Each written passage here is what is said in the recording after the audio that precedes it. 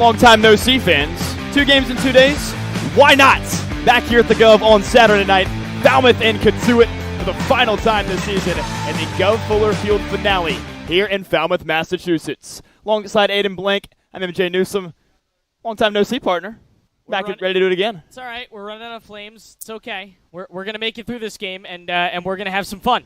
We're going to have a lot of fun because it's the final home game of the season. Right. The Gov Fuller Field finale in 2024. Commodores are going to close it out with a win over Cotuit and take the season series. They are.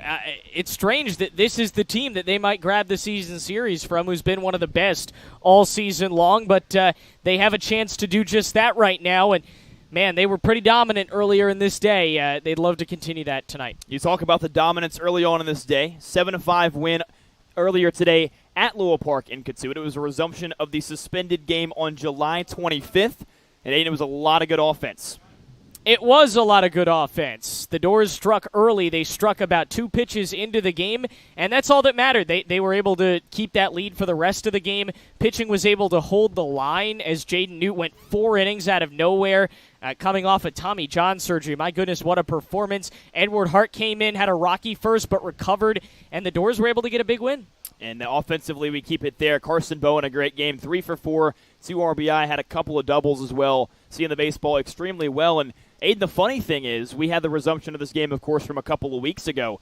There was a lot of substitutions that had to be made because a lot of these guys were no longer here. There were. It's going to look a little bit different in the starting lineups. No one really knows what to expect out of the starting lineups tonight, as a lot of these guys are playing in their second game of the day. It should be a fun one. Got a full starting lineup tonight. A lot of familiar faces. We'll get you that in a second. But, partner, let's take a look at the playoff picture. Of course, Falmouth is no longer in contention, eliminated after the loss at Bourne a couple of days ago. But it's definitely still some things to be played for on Cotuit's side. I mean, look at how that is neck and neck with Wareham. Yeah, it's real neck and neck. And, again, they have a chance to compete with Hyannis. If they lose either one of these next 2, Hyannis gets the 1 seed. So they have a chance to, either move up or move down over the next couple of days. And that's how we're going to finish the 2024 season. Regarding any kind of epic collapse, it looks like Bourne will hang on to that 4 spot, and it should be between Cotuit and Wareham for the 2-3. Hyannis has that 1-game lead for the 1. You look at on the other side, Aiden, the team you played last night in Brewster, really their playoff hopes dwindling away left and right. Yeah, that was brutal. That was a very bad loss for them, and now they're still 2 points out. Got to fight to try and catch up on the Orleans Firebirds in that 3-team race for the last playoff spot. And it's funny, too, Aiden, this is a Brewster team that you talked about it last night in the broadcast, was kind of a sleeper team to win the whole thing when Falmouth saw them earlier in the month. And since really a couple of weeks ago, things have just kind of fallen apart for the Whitecaps. They've fallen apart indeed. They've lost 8 in a row, and they have to break that losing streak. They cannot make the playoffs if they don't break it. Got to break a losing streak, and for Falmouth right now, you're just playing for pride, playing for some joy. You've gotten a couple of wins in a row, looking to win tonight, win tomorrow, and go out on a high note. They are. They're looking to play for pride. They had a lot of it earlier today. They had a lot of it last night. They have not lost since being eliminated from the playoffs. And hopefully on a very special night, in which we're going to honor some of us, we're going to honor Jeff Trundy. We have some fun baseball. Intern Appreciation Night is tonight. We'll now step away. We'll send it to the field for the ceremonies, honoring all the great interns here at the Falmouth Commodores.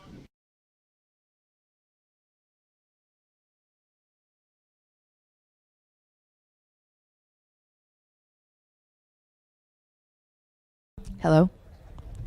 All right, ladies and gentlemen, it's time to start tonight's game. Welcome to the Arnie Allen Diamonds at Gov Fuller Field. It's so nice to be outside tonight. I'm not up in my little press box. Today we are playing the Cotuit Kettleers versus your Falmouth Commodores. Clap, yay. There we go. Tonight is a very special evening. It is our 2024 Intern Appreciation Night. Falmouth Commodores interns come from all over the country to gain experience in the areas of baseball operations, administration and event management, and game day operations, as well as media and broadcasting. Many of those interns go on to future careers with college and professional sports teams, as well as radio, TV, and other organizations who benefit from those who come from a summer with the Commodores. The entire Falmouth franchise, as well as the Cape Cod Baseball League interns, thanks to the interns for their long hours that they have given to make this a successful and fun season for both the team and the fans. And now it's time to recognize all of our interns. Yay. Hey, clap, guys. Come on. Have some fun. Thank you. Thank you. Energy. All right. We're starting off with our MLB liaison. Cordell Hernandez from Bryant and Stratton College graduate.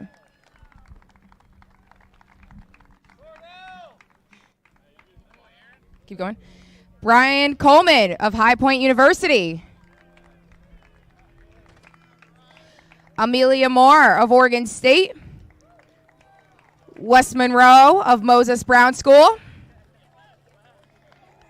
Brady Volan of UMass Amherst. They are supervised by Colin Dunn, Mike Murray, and Chuck Stuyvesant. Did I lose my paper?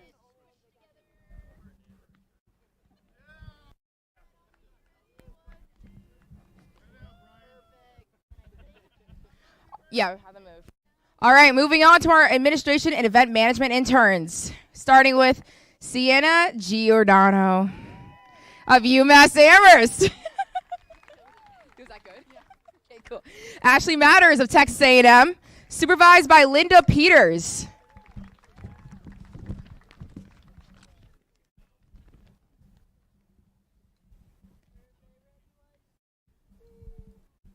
All right, moving on to our single communication intern, Alexis Taylor of High Point University, who is supervised by Kathy Ingersoll.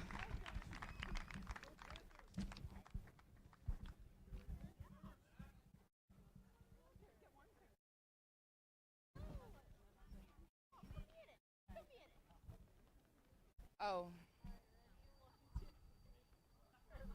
All right, our game day operations lead interns. Brendan Driscoll of Stonehill College. And Tyler Cohen of High Point University.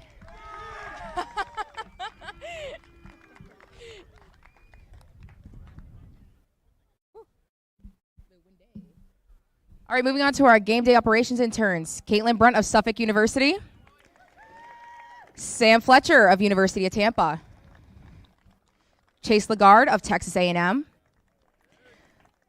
Zoe Norell of Bates College.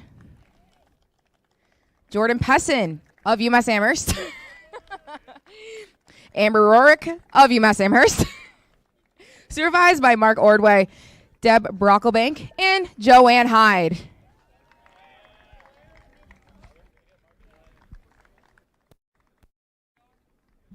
Go, Deb, run, run. Go, girl, you go.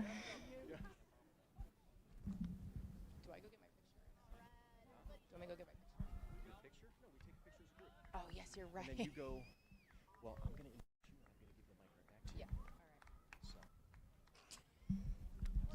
It's on. And now for the broadcast and media interns. It gives me great pleasure to introduce the first woman voice of Gov Fuller Field and the Falmouth Commodores. It's 101-year history from the University of Massachusetts, Emma Ryan. Thanks, Hal. All right, our play-by-play broadcasters. Anna Blank of Arizona University.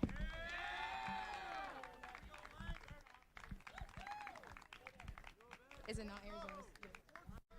Okay, that was not my error. I think it's Arizona State, right? Okay, whatever. MJ Newsome of University of Southern California.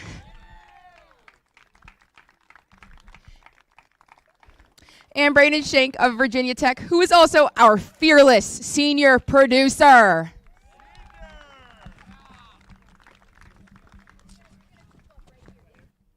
Our beat reporter and my roommate, Faith Flickinger of Michigan State.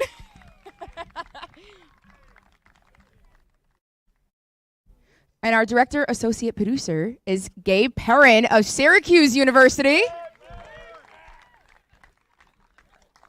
Our associate director producer is Ryan Martin, University of Maryland. Our photographer and graphics designer, Nate Gardner of Emerson College. Our videographers and producers, Caleb Aramillo of Syracuse University. Gracie Davenport of Boston University. And Sam Landsman of Elon University, who's not here, he's in Aruba. And our videographer is also Nick Plugisi of Rice University. He's in Paris watching the Olympics, actually. Fun fact. And our social media coordinator, Claire Smesme of Boston University. And we are supervised by Hal Rude, Adam Palmer, my friend there, and Wendy Giordano and Megan Murphy. Oh.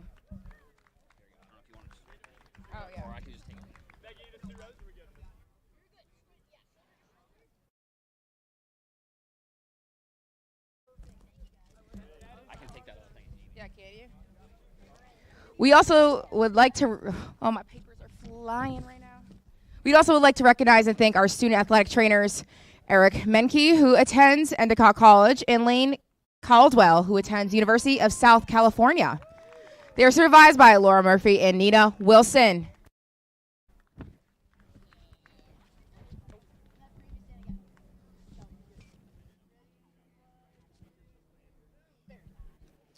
Everybody, let's get a big round of applause for your interns of this year.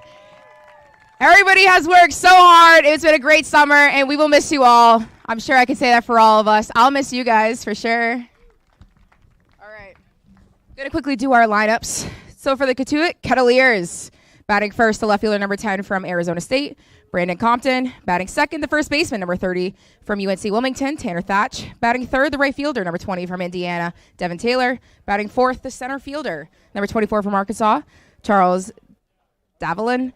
Batting fifth, the catcher, number 5 from Louisville, Matt Klein. Batting sixth, the second base, number 7 from California, Jaron Advincula. Batting seventh, the designated hitter, number 26 from Texas, Easton Winfield. Hi, my name is Batting eighth, Ryan, the shortstop, and I number 29 am from the PA announcer here for the Falmouth Commodores. I was the first female announcer. I actually found out from when they posted me on the Instagram. I was never mentioned in my interview, and all of a sudden one day I go on Instagram and it says, oh, actually before I got an email from Hal Rude, who is our boss, and he says, oh, I forgot to mention you were actually the first female announcer for the Commodores, and I was like, no way, I never knew that, so it was really awesome finding that out. She was applying for a variety of roles, and she wanted to know what role we thought might fit her best. And so I talked to some colleagues on the team, and when we got to know her a little bit, as I said, her infectious energy made her the obvious choice for PA announcer, because we don't want someone just doing dry reads. We want a host or a hostess who really brings the game alive. At first, I think it was really hard for me to realize, like, I don't want to be robotic, and I don't want to just sound like every other announcer. I want to have fun, and I want to make my job enjoyable, not only for me, but also the fans that are listening. I want to be a connector, so that's kind of how I lost my nerves, is I'm connecting with the audience, and I've talked to people, and they've made me feel really good about where I am now. She's the type of person that everyone else on the broadcast and media team wants to be around, wants to have fun with, and that's such a critical type of person to have on a team like this, and so we couldn't be more delighted with the summer that she's given to the Commodores. What I've mainly enjoyed most about this job is the people I've met. I love all of the co-interns. We are best friends. It's the best time I've ever had in a summer. I've also just loved my side job here. I am babysitting for a family, and I 1,000,000% love the children I work with and the family that I sit for. And just the atmosphere of this is great. It's fast-paced, and it's a really awesome time here. Calling all Falmouth Commodore fans. The doors are back in town and gearing up for another thrilling summer on the Cape.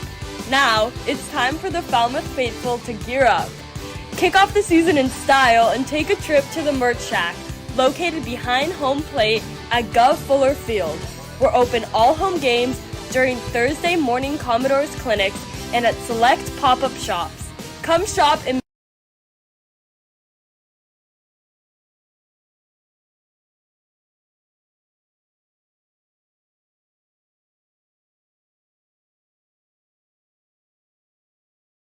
play free here at Falmouth Country Club. Getting on the course is quick and easy with our app. You can book tee times, get yardages with GPS, use our interactive scorecard, track your stats, and receive exclusive in-app offers. Turn with the rest of the pregame activities once the umpires finish up their And a local family favorite. see you on the course.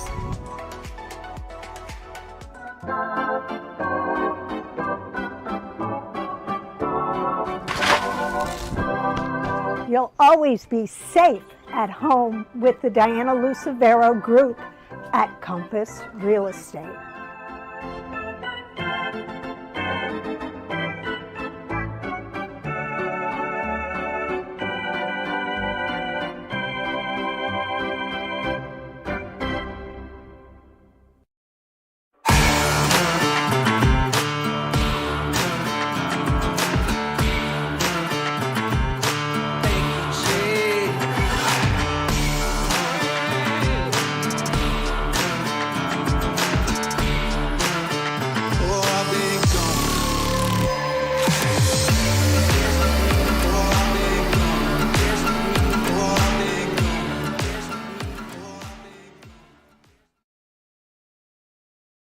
Are you looking for that perfect pregame meal? Supreme Pizza has you covered. Its extensive menu has everything from pies and calzones to salads and subs. And with its online ordering system, delicious food is just one click away. Supreme Pizza is open every day of the week. Order online or stop by their store located at 147 T-Ticket Highway and try a slice today.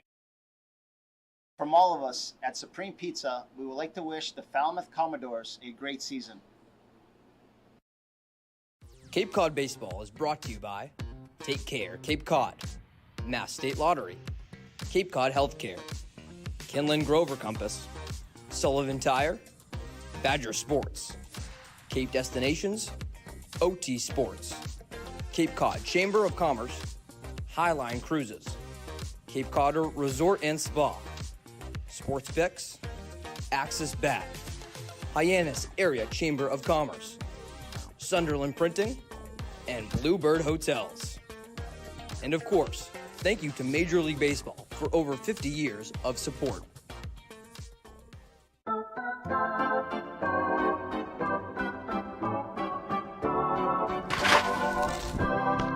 You'll always be safe at home with the Diana Lucevero Group at Compass Real Estate.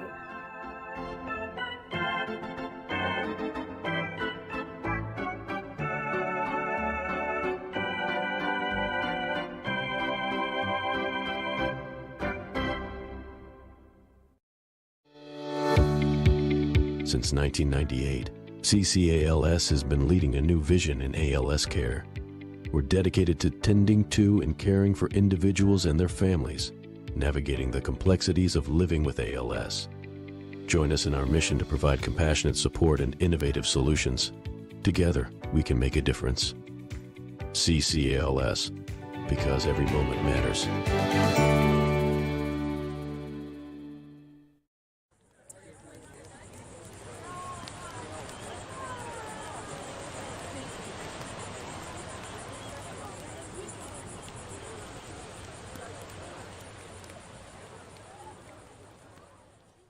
Hi, I'm Carson Bowen. I'm a catcher from TCU, and you're watching Commodores Baseball. They're done. Yep. Singing the national anthem tonight is Ava Smith. Ava graduated from Falmouth High School, where she sang in the Solfeg a cappella group, choir, and repertory singers. Cantored for several churches in Falmouth and was selected to sing in the All Cape Music Festival. Ava attends Norwich University in Vermont, where she orates ceremonies and parades for the Norwich Corps of Cadets. She also orates and sings for military ceremonies throughout Massachusetts.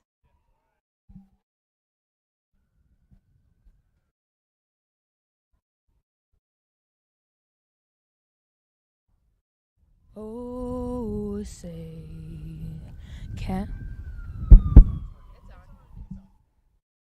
Oh, say, can you see by the dawn's early light what so proudly we hailed at the twilight's last gleaming, whose broad stripes and bright stars through the perilous fight o'er the ramparts we watched were so gallantly streaming.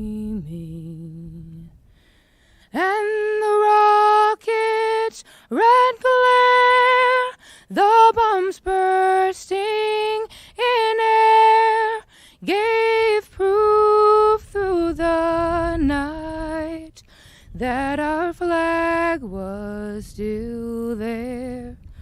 Oh, say does that star-spangled banner yet wave o'er the land of the free and the home of the brave.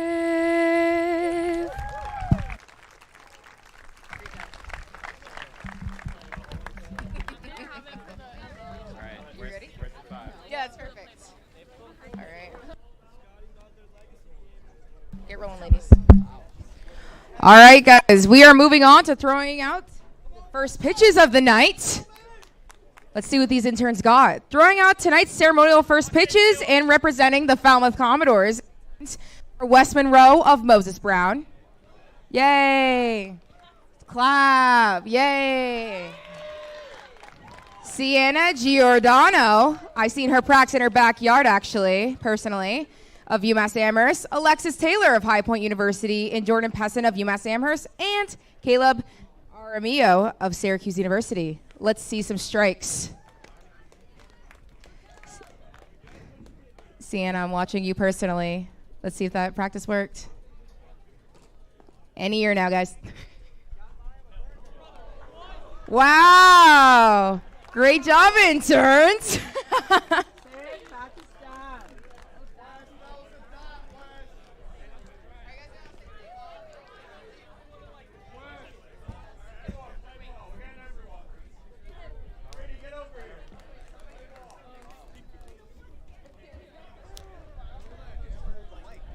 That's what I'm going to do. You can get a picture, Mom. Oh, of course I am. I'm going. All right, interns. And now, your 2024 Falmouth Commodores. My paper's flying. I don't like being outside. Interns are going to say play ball. We love these words. Let's hear it. Play ball!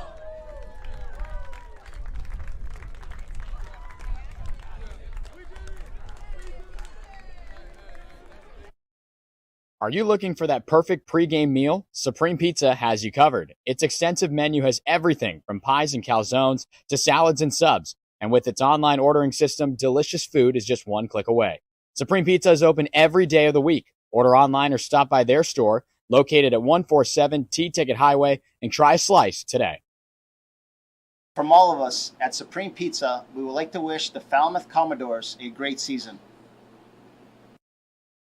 Cape Cod Baseball is brought to you by Take Care, Cape Cod, Mass State Lottery, Cape Cod Healthcare, Kinlan Grover Compass, Sullivan Tire, Badger Sports, Cape Destinations, OT Sports, Cape Cod Chamber of Commerce, Highline Cruises, Cape Cod Resort and Spa, Sports Picks, Axis Bat, Hyannis Area Chamber of Commerce, Sunderland Printing, and Bluebird Hotels. And of course, thank you to Major League Baseball for over 50 years of support. We welcome you back here on the Commodores YouTube channel. Game number 2 of a door doubleheader on this final Saturday of the 2024 Cape Cod Baseball League season, as the Commodores take the field getting ready to face off against the Cotuit Kettleers for the second time today. Take a look at that Cotuit starting lineup. Guy who's leading things off, Brandon Compton, had a great game earlier today. 4 hits for the reigning Pac-12 Freshman of the Year. Definitely a guy to keep your eyes on. Jaron Advincula also slides in at the 6th spot. He's a guy leading the league in average right now with an average of .373.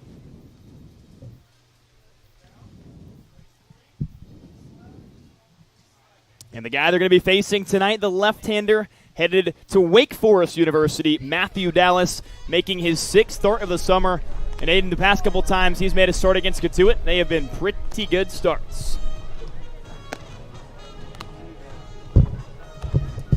Yeah, Matt Dallas has had some rough starts. The Kettleers have not been one of them. And he's going to get a chance to throw against him for a third time this summer. You see there, he started the summer very strong. His first 2 starts came against the Cotuit Cats, and then he went on about a week hiatus, going to visit some schools, and ultimately ended up deciding on Wake Forest. He's since come back and has been roughed up a little bit. His last start was last Friday at Orleans, gave up 6 earned runs in that one, but he has a chance to end on a high note tonight in his final start of the summer.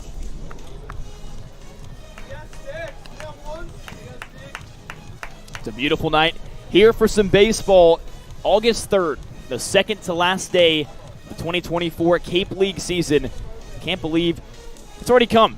It has felt like such a fast summer. It's so slow at sometimes. Hard to believe is the final home game here at Gov Fuller Field this summer.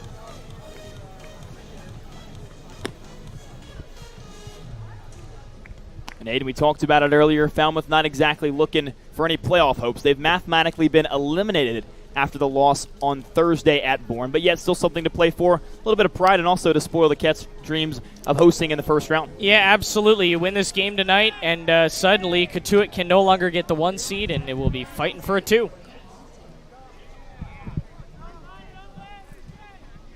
Alrighty, let's do it for a second time today, this time at Gov Fuller Field.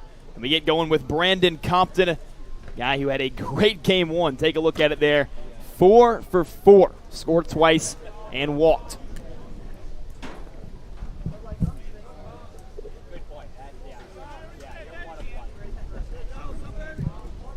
Left on left matchup to get us going here on a beautiful sunny evening in Falmouth. Dallas begins him with a called strike on the breaking ball. Aiden, we know that's his MO. Work with a breaking ball early, come back with a fastball late in the count. 0-1 fastball misses downstairs. Yep. It's a ball on a strike. There you go. He doesn't like to throw that same pitch twice. He goes back and forth. Mentioned Compton, the 2024 Pac-12 Freshman of the Year out of Arizona State. I think especially with the way that Compton has hit, especially today, you have to make sure that you're not throwing him anything that lets him be too comfortable. You have to make sure that he's off balance. In the driver's seat now after the first 4 pitches, ahead 3-1. It's been a really good summer for Brandon Compton. 328 hitter, 5 homers, 29 RBI. 29 RBI leads the Cats offensively. Cracks the bat and sends it into shallow right. A leadoff single for Brandon Compton, and his hot Saturday continues here as we bleed in to the second game of the night. Yeah, he's hotter than the weather right now. This is a hot stick that he is swinging, and it's unfortunate that it just broke. Brandon Compton has been raking. That is what, his 3rd single of the day and his 4th hit.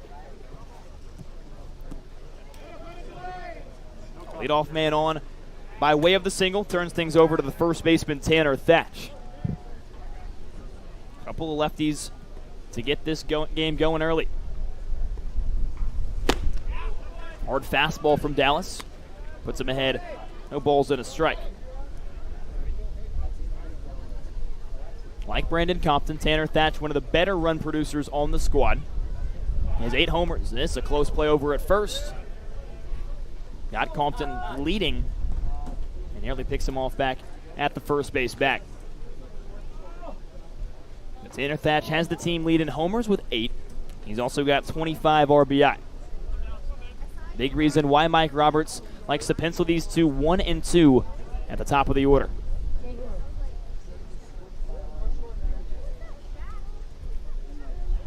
No 1 home. Thatch spoils it foul, and he's quickly down, no balls and 2 strikes.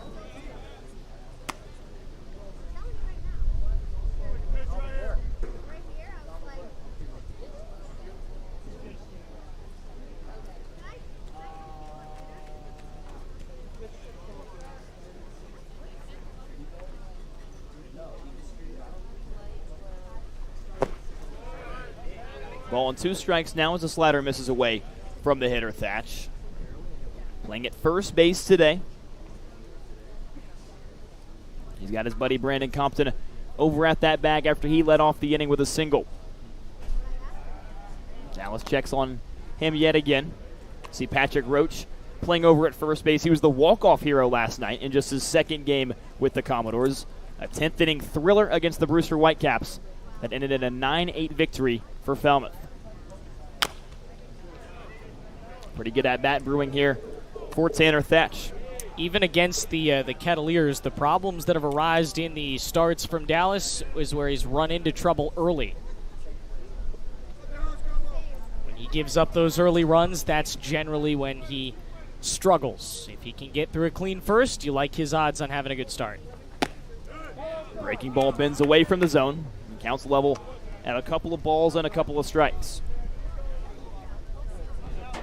And then you hint at Matthew Dallas getting ahead early. That was the thing he did really well in the 2 starts he's had against Cotuit so far this summer. Got ahead in the count, got hitters out early.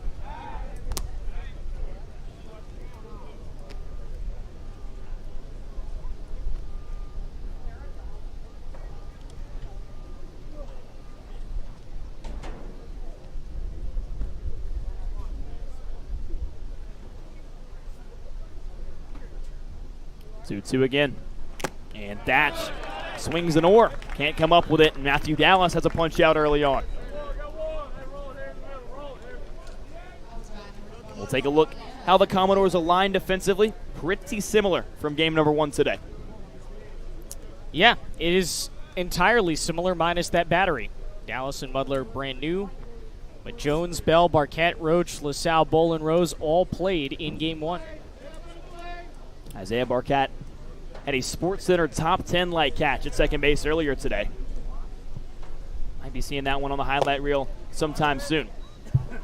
And the highlight reel guy himself, Devin Taylor, had a couple of diving plays out in right field this morning. You see a 1-for-4 line and an RBI. Comes in hitting .281 on the summer. Right fielder out of Indiana.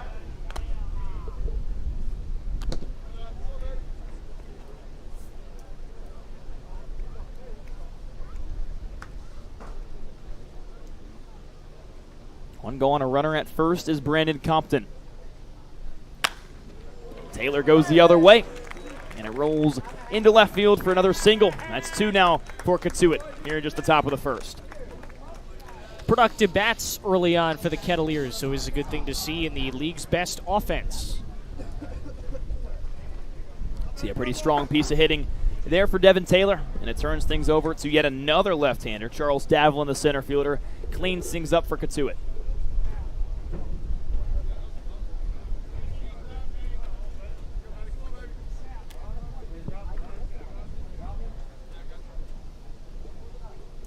Lefty Dallas in a little bit of trouble here in the top of the first, but a ground ball can get himself out of it.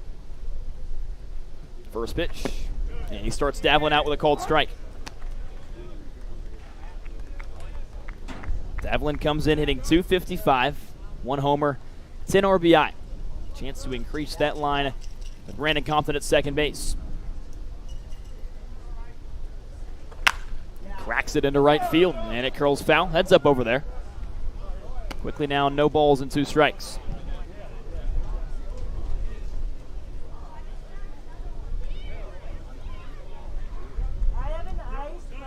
Dallas in search of his second strikeout early on. He struck out Tanner Thatch in between the pair of singles from Compton and Taylor.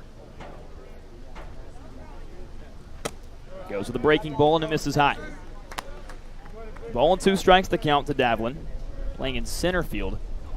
One of the only new changes to the lineup for Mike Roberts' bunch. Nathan Hall got the start in center field earlier today. Pops it out of play, and we stay here at a ball and 2 strikes.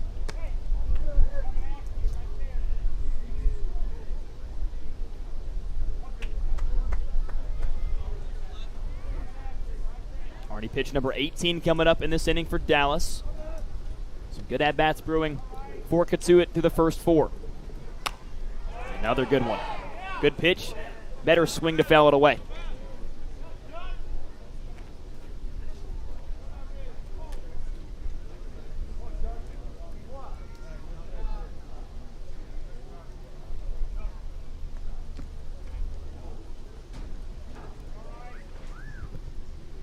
1-2 with a couple of guys on base.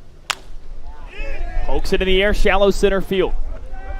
Robbie Bolin, easy play for out number 2. Dallas has been back and forth these first couple of batters. The one constant, though, MJ, unfortunately, is that he's thrown a lot of pitches. The bullpen's going to have to be hot tonight because Dallas is already into some very long innings here.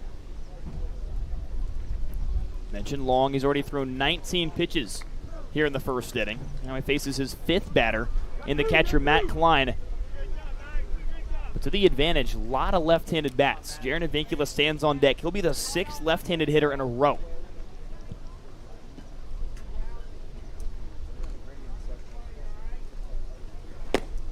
Starts Klein out with a breaking ball. Catcher hits .358, a homer and 8 RBI. Devin Taylor at first, Brandon Compton at second. Both those guys singled here in the top of the first.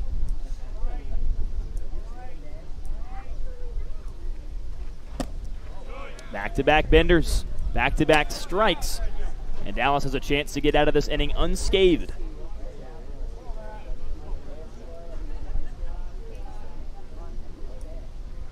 See what he goes to here, 0-2. Same pitch, back up the chute into center field for a base hit. Compton wheels around third, heads for home. That's the first run of the game, and it comes on an RBI single from the catcher, Matt Klein, and Cotuit's got a 1-0 edge here in the first inning. Those early runs, friend, they seem to plague our buddy Matt Dallas too much. A good piece of hitting by Matt Klein. Runner still at first and second. Devin Taylor heads up 90 feet as Compton comes in to score. A lot of lefties. Here's Jaron Avincula, the 6th in a row. Easton Winfield warming up from the left side on deck. And Aiden, you'd think that a left-on-left matchup would play to the advantage of Dallas. And, of course, it varies by hitter, but as we've seen so far, already 3 hard-hit singles and a run.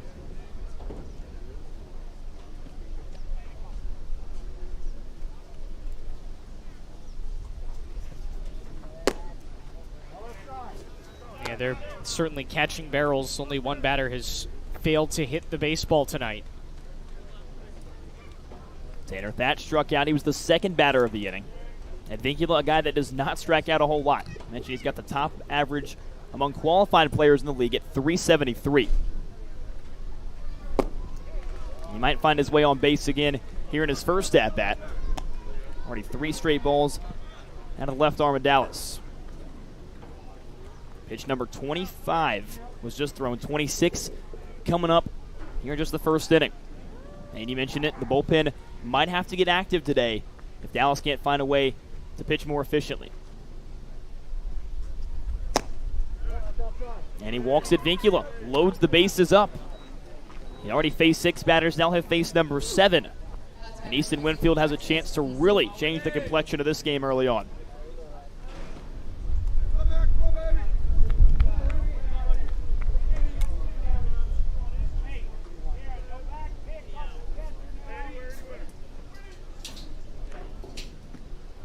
There are 2 gone. Bases loaded, though, for Cotuit. And he starts Winfield out with a ball, now 5 straight from Dallas. It's Devin Taylor over at third. He's singled. Matt Klein had an RBI single. He stands at second. Avincula over at first after he just walked.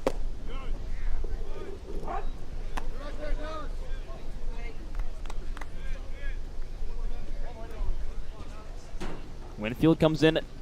He's a .224 hitter, 17 RBI. Swings through a breaking ball. Matthew Dallas a chance to really pick a good strikeout and get himself out of this one. You see this one, pitch number 30 coming up. Here it is. Try to get him with a breaking ball. No offer from the batter, Winfield. Deuce is wild. 2 balls, 2 strikes, and a couple of outs. And he gets Winfield fishing. Big bender for strike 3. Matthew Dallas picks up 2 in the first inning, yet Cotuit strikes first Commodores look to answer as we move to the last of the first inning.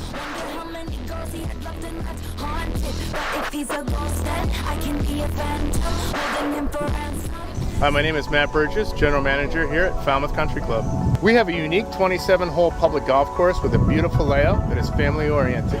Kids play free here at Falmouth Country Club. Getting on the course is quick and easy with our app. You can book tee times, get yardages with GPS, use our interactive scorecard, track your stats, and receive exclusive in-app offers. Falmouth Country Club is a true Cape Cod classic and a local family favorite. See you on the course.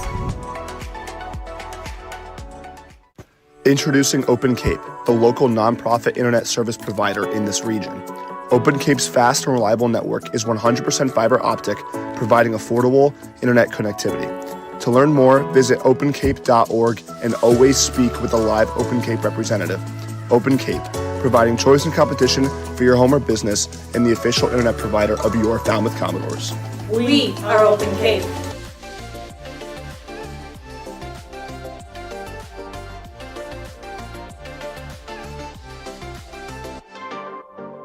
Hi, I'm Francis Ferguson, a left-handed pitcher from the Falmouth Commodores, and you're watching Commodores baseball. Last of the first here at Gov Fuller Field. Cotuit, the bats grabbed one in the top side of the first, and now the Falmouth batting order will look to replicate that and either tie it or take the lead. And let's take a look at that Falmouth lineup. Big names in the lineup: Jason Jones, Carson Bowen coming off a really good one today. Yeah, Carson Bowen was our player of the game in game number 1, but you've also got Trent Caraway in there who's due to start hitting. Scott Mudler is in for the first time today. A lot of good bats in that Commodore lineup. Pat Roach's last at bat here was a walk-off. It was a 3-hit game earlier today for Carson Bowen. 3 for 4, couple of doubles and a single. Isaiah Barquette in at the 2-hole, one of the hottest hitters in all of the league right now. And they'll face Ryan Buckler, the right-hander out of Florida Atlantic. He's made 6 starts, 2-2 record. That ERA under 2. Always like to see that if you're a fan, manager, player, anyone supporting that side. Zion Rose, the guy that's going to get a crack at him first, the leadoff man for the Falmouth Commodores in the final game at Gov Fuller Field in 2024.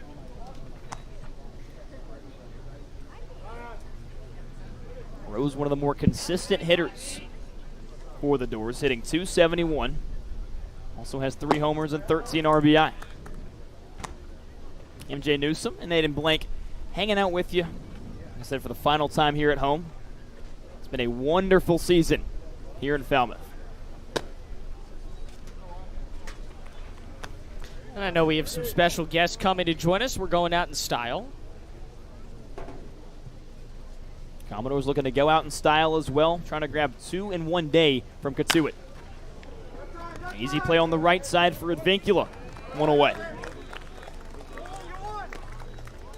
I'll show you how the diamond aligns for Cotuit. You just saw Advincula over there at second base. Take a look now at the other 8 that Mike Roberts puts out there today. Devin Taylor out in right field. We talked about how well he played defensively earlier today. 2 diving plays, one of the best athletes you'll see on the field in this one.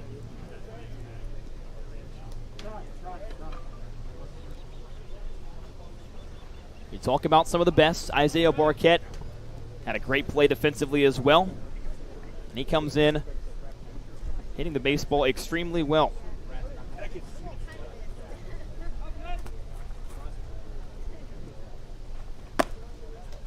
Didn't have a hit in today's game.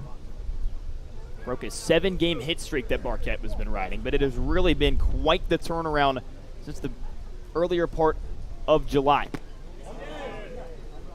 Barquette hit 111 in June, was really struggling, and has since flipped things around. Hit 320 in the month of July, and has carried that over into the first few days of August.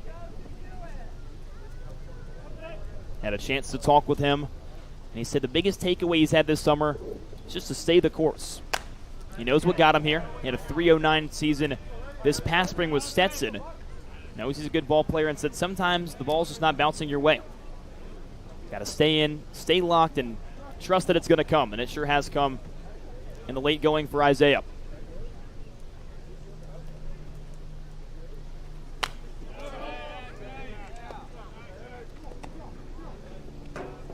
That average overall this summer has really skyrocketed up to 273. Has 4 RBI. And it was a while until Isaiah got his first pair of RBI. It came a couple of Sundays ago here at Gov Fuller Field against the Wareham Gatemen. Continues to fight here. Stays down on the count of ball and 2 strikes. That game against Wareham, he had his second triple of the season, which leads the ball club.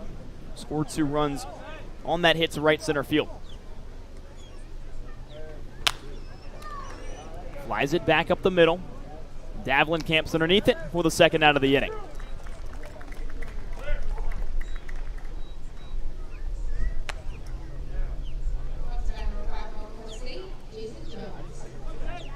Two batters up, 2 go down in Rose and Barquette. And here's the 3-hole Jason Jones. 2 for 5 game earlier today in game 1. Had a home run here last night against the Brewster Whitecaps. It was his 3rd of the summer.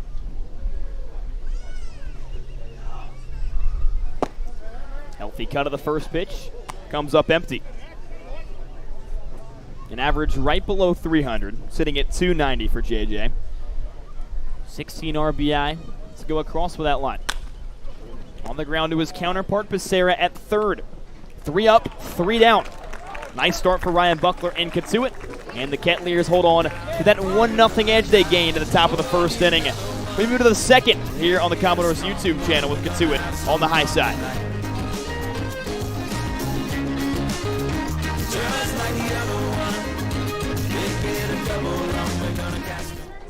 No, my relationship with Trav has been special to me. Like freshman year, I lived with him on the road the entire year when we went and played.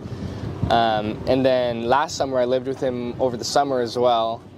And then yeah, I got to play with him for a whole nother year. Travis is one of a kind mind, and I feel like me being around that on a day-to-day basis has helped me think about my game in a analytical and a more of a business standpoint than I've ever thought about it before I met the kid. Because sometimes some days I'd come back like, this or this and this, and he'd be like, what are you talking about? Like, it's just this. And I'm like, yeah, you're dead on. But no, it's been very, very nice to get an inside look on how his brain works and how he went from being freshman year him to 410 with 28 home runs and 72 walks, junior year Travis, of him getting better every single year, has really helped me in the standpoint of, hey, how can I get better every single year, every single day, every single pitch type mindset. Welcome you back here to the top of the second on the Commodores YouTube channel. Cotuit with the 1-0 edge over the Falmouth Commodores. You see Matthew Dallas taking the hill for his second inning of work. He added up a nice little jam, left the bases loaded, yet a run did come across on an RBI single from Matt Klein. And you saw at the break, had a chance to sit down with Oregon State and Falmouth Commodore outfielder Gavin Turley a couple of weeks ago. Gavin has since departed, left a couple of days ago, had a really wonderful summer. Finished with a 297 line, 3 homers, wonders at the plate, wonders in the field, and really just a great all-around person. Really enjoyed getting to know him. Interview? It was really fun. Good for you. I'm happy. I haven't really gotten a chance to compliment you because we haven't been on air enough since you did that. But well, I appreciate you. It was a lot of fun. That was wonderful. Nice little sit down. Always fun to get them to sit down and obviously at a nice little coastal spot at Jim's Clam Shack, who's been with us for a very long time. Batter is Luke Hansen. Already down 1 ball and 2 strikes. One of these days we'll do a little segment where we just go in and all order something different and do some food reviews, because they have some very good dishes. I'll say that. Matthew Dallas, 3 strikes and his 3rd strikeout. And the Wake Forest Demon Deacon wheeling and dealing on the hill here to start the second. Well, when he's been on, right? 3 strikeouts. The problem is they've come, different batters apart. This is 2 in a row, but we have yet to see Matt Dallas, even in games where he pitches well, work into just a groove where he is mowing down batters. And, it's his final start of the summer. You'd like to maybe see that happen right now. He struck out the last 2, and now he starts Timo Becerra with strike 1.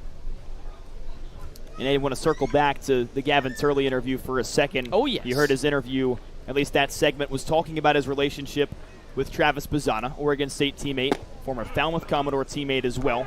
Travis recently the number 1 overall pick, hit a grand slam, his first professional homer. And it was really interesting to hear Gavin's thoughts about, the intelligence of Travis and the way he approaches the game. Matthew Dallas approaching this game in quite similar fashion now, has 4 strikeouts. He struck out the last 3. I think, Travis is one of those guys that is just a magnetic personality, right? Everybody wants to be around him. Everybody wants to be near him. I think not that I have a lot, but my favorite Travis Bazzana memory might be just sitting with him and Derek Bender during the home run derby last year. We were just sitting out in Harwich on the infield grass and watching some of the hitters and kind of just listening to their conversations and, hearing them talk as normal people. And my goodness, I don't know if you've been seeing, but Travis Bazzana's off to a very good start in his professional career. We're playing Cotuit tonight. It's probably worth noting that our mutual friend, Tyler Damberg, who is now the voice of the Double A Lake County Captains, got to call Travis his first grand slam. How about that? It was his first home run. It was his first grand slam. And the Cotuit connection is that Tyler was in Cotuit last year. Pretty cool full circle moment. Yeah, this one. we hear all about, the professional baseball players. We're both trying to be professional broadcasters out of the Cape League, and it kind of goes both ways. Good walk there by B-Comp. Able to take Dallas out of a 1-2-3 inning, which obviously would have been big. Well, Brandon Compton has now reached base twice today. He had that single in the first. He's the only cat to come around and score, and now he walks, and his hot day continues. Mentioned he was 4 for 4 in the game earlier today, 1 for 1, and has reached base a couple of times in game number 2. He takes off on the first pitch, called strike, and a throw too late from Scott Mudler. And it's tough, Aiden, on those breaking balls from Dallas to get it out of the glove and throw it all the way down and get the runner in time. Yeah, that was a very tricky spot. Only chance he had was if he had it on the right side of the bag, and he did not. The batter is Tanner Thatch, now on a 1-ball, 1-strike count. He was the first of 4 strikeout victims for Matthew Dallas, and it came back in the first inning. The infield shifts a bit to the pull side of the batter.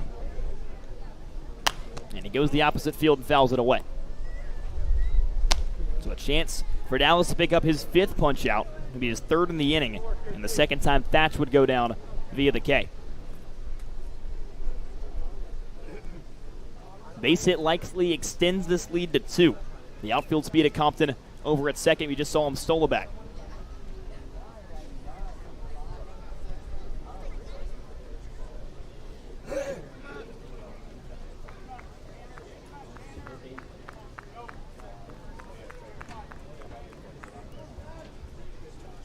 A 1-2 home. And Thatch goes fishing. Comes up with nothing. And it's another strikeout for Matthew Dallas. Give the lefty 5 through the first 2 innings. Second time Thatch has been set down on strikes. Moving to the last of the second here on the Commodores YouTube channel.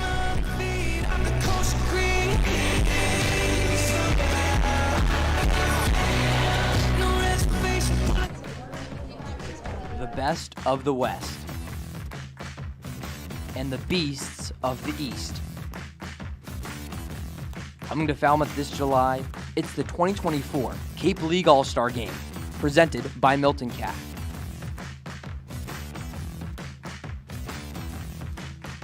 Come see the stars of tomorrow shine tonight with tickets on sale now at CapeCodLeague.com. Cape League Baseball is brought to you by 99 Restaurants, Hampton Inn, Baseball Cloud, Cape Cod 5, Franklin Sports, Milton Cat, T-Mobile, Yawkey Foundation, Netting Pros, Mosquito Joe of Plymouth Cape Cod, Nantucket Nectars, Veolia North America, Coca-Cola Beverages Northeast, and Del Mar Vacation Rentals. It's about dinner time right about now. Fans, if you're hungry, head to Supreme Pizza and Subs. Get your favorite food. A great sponsor of the Falmouth Commodores. Open until 8:30 daily. Go out there and grab a good bite to eat on this fine Saturday if you're watching us at home. I shouldn't say this, but I haven't eaten today. You haven't eaten at all today? We got up at I got up at 9:30. We left at 9:45 to go to Cotuit. You didn't eat breakfast or anything? No, sir. No lunch when you got home? Inadvertent broadcaster fast today. Man, look at you go. I could not do that. See, I missed my protein bar, and I had lunch when I got home from the game. I would never be able to do it, like, intentionally, but obviously I can do it accidentally. Fair enough. We've got a lot on our plate today. Second of 2 games. Here in the bottom of the second, Trent Carraway gets us going. And he gets the Falmouth offense going. Single right back up the gut. And it's the first hit for the Commodores here in this one. It's good for you. You know that. Fasting? Yes, it's very good for you. Especially a great way to lose weight because it causes your body to start eating its own fat. A little lesson here. To keep the blood sugar up. Very interesting. Yes, sir. Well, I'll be looking forward to our post-game meal. I can tell you right now, I'm already a little bit hungry. You go to Rockies, I just don't eat for a day. Different strokes for different folks. Trent Carraway had a nice stroke in that first at-bat of the inning. Scott Mulder looking to replicate that in his first go-around. Mulder comes in with a .229 line. Has 8 RBI, and he was really on a tear. Had a hit in 6 of his last 8 games, 7 RBI during that span. Scott talked to me about 2 weeks ago how he was really looking to get more aggressive at the plate. Felt like he was getting behind in the count too much, being too selective on his pitches. And he said he really feels like getting more aggressive has helped him produce more runs, find more barrels.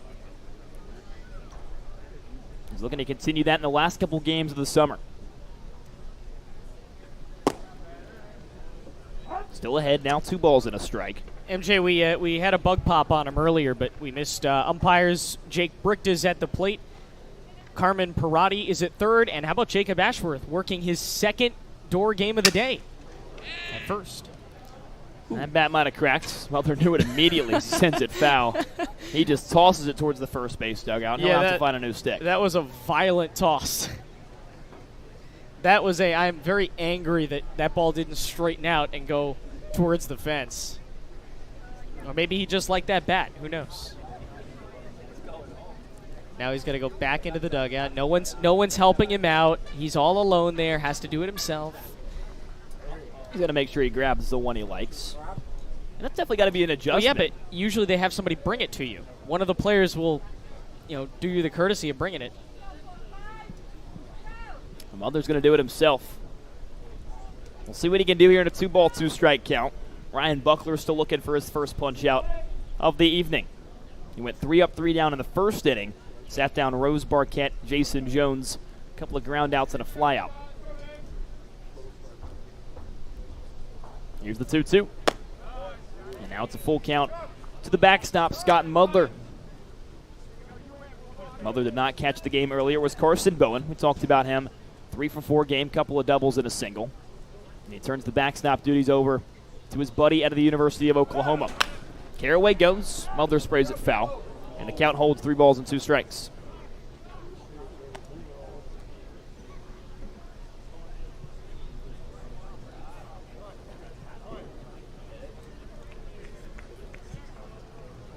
Trent Carraway over at first base. He led the inning off with a single.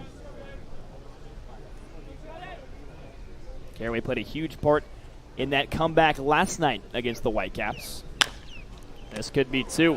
Thatch, Hansen, back to him for 2. A little 3-6-3 for 2. And that quickly quiets the offensive threat from Falmouth. Well, Cotuit looks like a more focused team here, MJ. It kind of felt like they weren't taking great swings earlier in the game. Earlier in the day. It feels like this is a little bit of a more urgent team right now, and obviously it should be, because if you lose this game, you have no chance to get the 1 seed. You are eliminated from that. And so you really need this game. You know, you needed the first game, but the second game's even more important. And I think they have come out in a much better headspace, which is not easy to do. I mean, they played, what, 9 innings of baseball already and still 7 more to play. It's also tough last night. They had an 8-run lead against the Wareham Gatemen. Ended up losing that one. So definitely some frustration having lost that game last night, having lost the game earlier today. We talked about it earlier. Looked at the playoff picture. Neck and neck right now between the 1 and 3 seeds. Hyannis, Cotuit, and Wareham all dueling it out last couple days of the summer.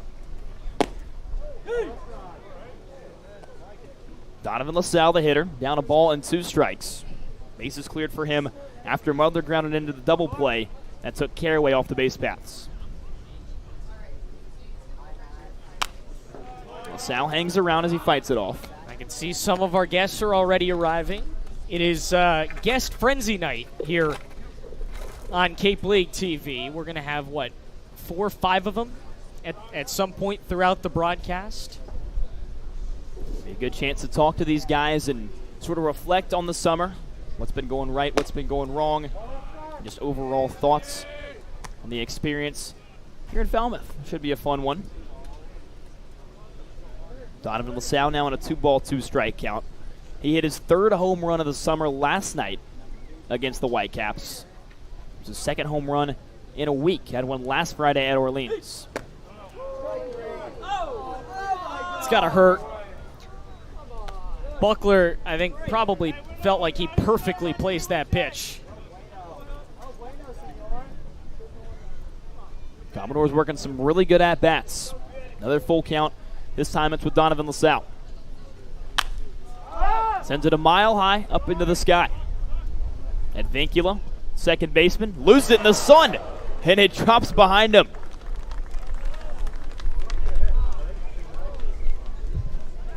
Oh no, Jaron Advincula. We'll see how that's ruled. I'm not sure if it ever touched his glove.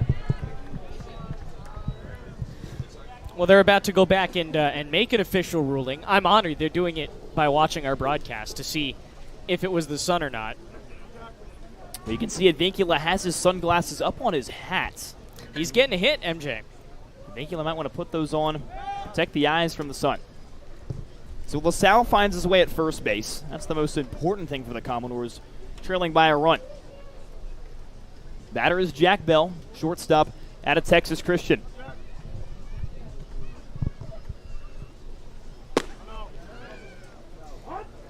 We get the credit for that, I think. Our broadcast team gets an assist. That is a hit because of our wonderful camera work. Making sure to capture the moment. Good pitch there from Buckler. Has Bell down, no balls and 2 strikes. One of these days we'll set up. What's the company that does the instant replay? You're a Pac-12 guy. It's got to be the same company. Your guess is as good as mine, partner. DV Sport. Not that we're in the business of giving out free advertising, but one of these days we'll set one of those machines up down the line and offer real-time instant replay. You say one of these days like we have a lot of time left, partner. This is our last home game at Gulf Fuller Field. Yes, it should have been. I should have said one of these years. It'll happen. I'll come back and I'll visit, and we'll see it. I think it is going to happen, and it's been. I know you've seen it in the Pac-12. It's been a big help. I think it's coming here within the next bunch of years. Bell ropes it right center. No diving play for Devin Taylor this time. Bell halts it first and sends LaSalle all the way to third. A big 2-out knock for Jack Bell puts the Commodores in striking position with 2 away. Well, this has got to be very frustrating for Buckler, right? You felt like that one pitch that was called a ball, you felt like that was the end of the inning, and now you get a pop-up, should have probably been the 3rd out. Then you get, now Bell is ripping a single, and suddenly Pat Roach has a chance to tie the game. Just a lot of chances to end this inning, and you haven't done it. It should have been over after 3 batters. Caraway led things off with a single. Mother grounded into a double play behind him, and then it was a fly ball to Advincula at second. He lost it in the sun, and that guy Donovan LaSalle now stands 90 feet away from tying the game up.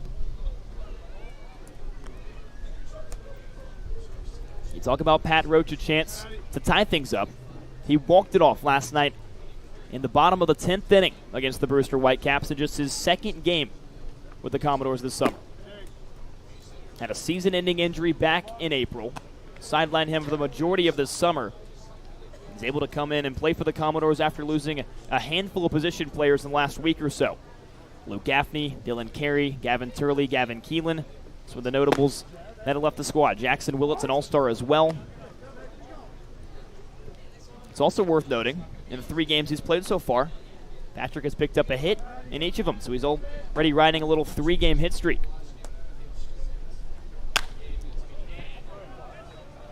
Down a ball and 2 strikes with runners on the corners. A base hit breaks this 1-0 lead.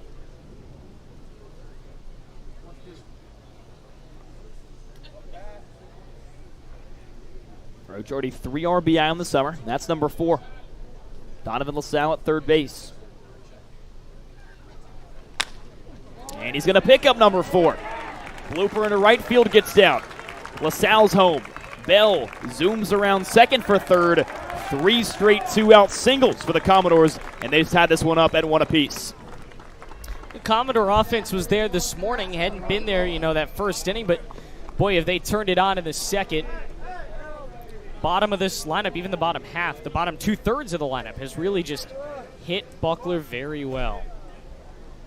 4 singles in the inning. It started with the cleanup man, Trent Caraway. The only guy not to single was Scott Mudler. Robbie Bolin now digs in with 2 away. A base hit for him gives the Commodores the edge. Jack Bell over at third base. Pat Roach over at first. Roach takes off, and Bolin fouls it away. Well, after that single, Aiden, Pat Roach, 4-game hit streak for him. He's played 4 games for the Doors, picked up a base knock in all of them. Good for him. Again, came in a very tricky situation. His first game was the game they were eliminated from the playoffs, the loss to Bourne. But he's come back, and he has played very well, and it's, credit to him. He's come back and made his name known. And really impressive coming in and doing it with little time left, but he's definitely making his mark. Bouncer to second. Vincula hops up and just beats Bolin by a step. That concludes us here in the second. Commodores grab one back thanks to an RBI single. Patrick Roach scores. Donovan LaSalle moving to the third. Special guest coming up.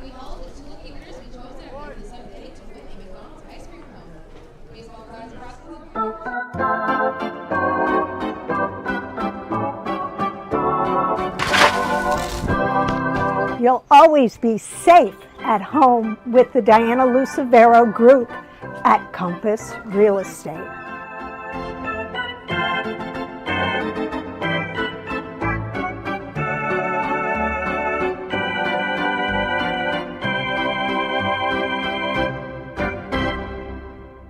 Introducing Open Cape, the local nonprofit internet service provider in this region.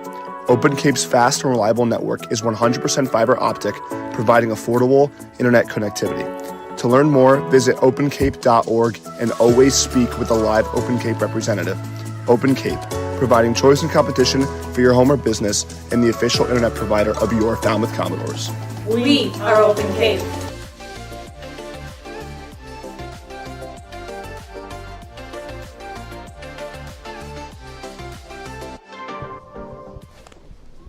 Top of the third here at Gulf Fuller Field, a 1-1 game.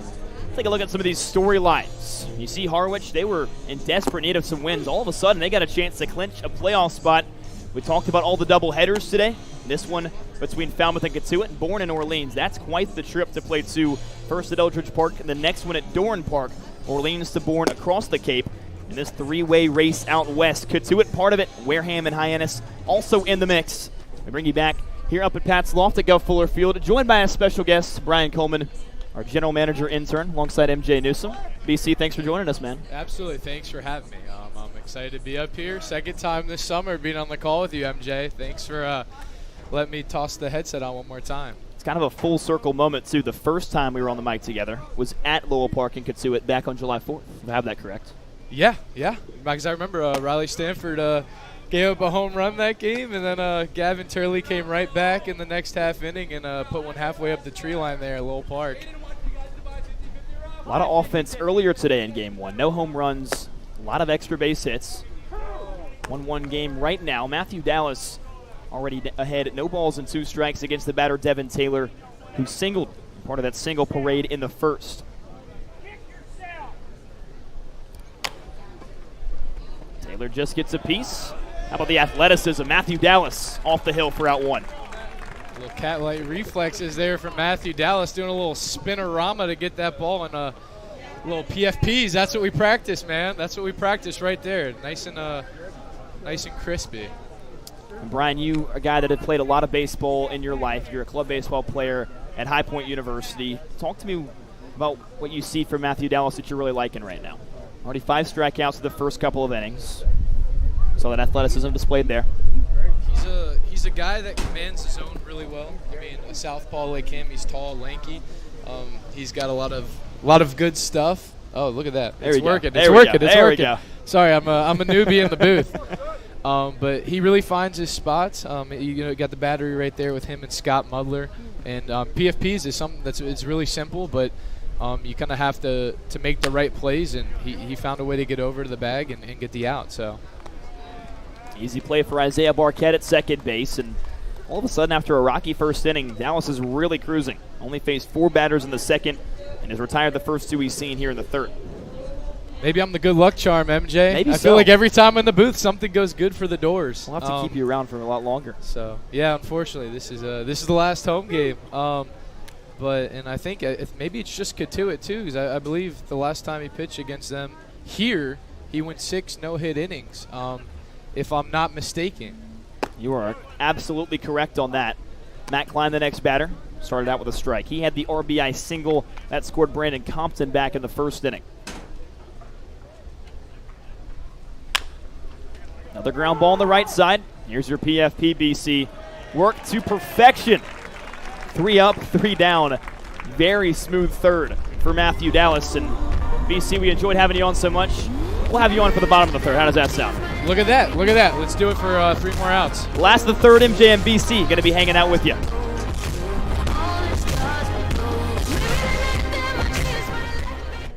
Are you looking for that perfect pregame meal? Supreme Pizza has you covered. Its extensive menu has everything from pies and calzones to salads and subs. And with its online ordering system, delicious food is just 1 click away.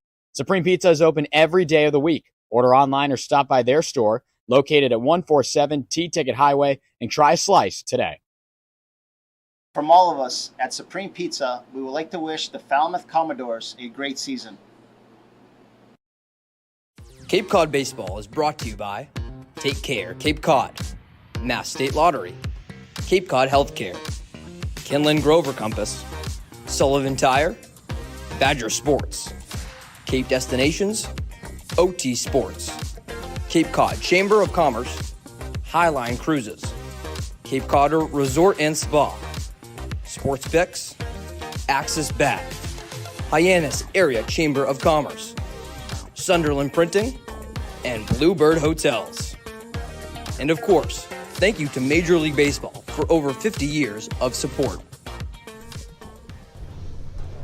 Home half of the third here at Gov Fuller Field, the final game of the 2024 season in Falmouth. The Cape Cod Baseball League Hall of Fame induction is set at the Weequasit Inn on November 17th in Harwich. Don't miss a chance to miss out on some Cape League history. You'll see Falmouth's own Jeff Trundy getting inducted into the ceremony. We understand Coach Trundy at home watching us here on the Commodores YouTube channel. Coach, congratulations on the Hall of Fame induction, and congratulations on being named Cape Cod Baseball League Manager of the Year. An awesome honor for Coach Trundy here in his 25th season. Just an absolute legend here in Falmouth. MJ Newsom, Brian Coleman back with you. BC joining us for another inning. BC, you were the good luck charm for the Commodores in the top of the third. Smooth 3 up, 3 down for Matthew Dallas. Zion Rose, the hitter, to start. 1, 2, 3, the order reads to begin the third. And BC, tonight is Intern Appreciation Night. This is your 3rd summer with the Falmouth Commodores. So talk to me about your intern experience so far the last couple of years. Absolutely. It's been a lot of fun. I gotta say, I love Falmouth and I love the Doors. It's at the end of every summer, starting from 22. I always said I didn't know if I'd be back, and here I am for the 3rd year. And I just gotta give all the glory to God for allowing me to be back with this organization and this team, and especially in the role I am this year as a GM, lead intern, and working very closely with Mike Murray. So. Yeah, it's been a crazy ride, and so I'm really just trying to slow down time tonight and really take in the last night at the Gov. Zion Rose doubled to lead off the inning. He stands at second now for Isaiah Barquette.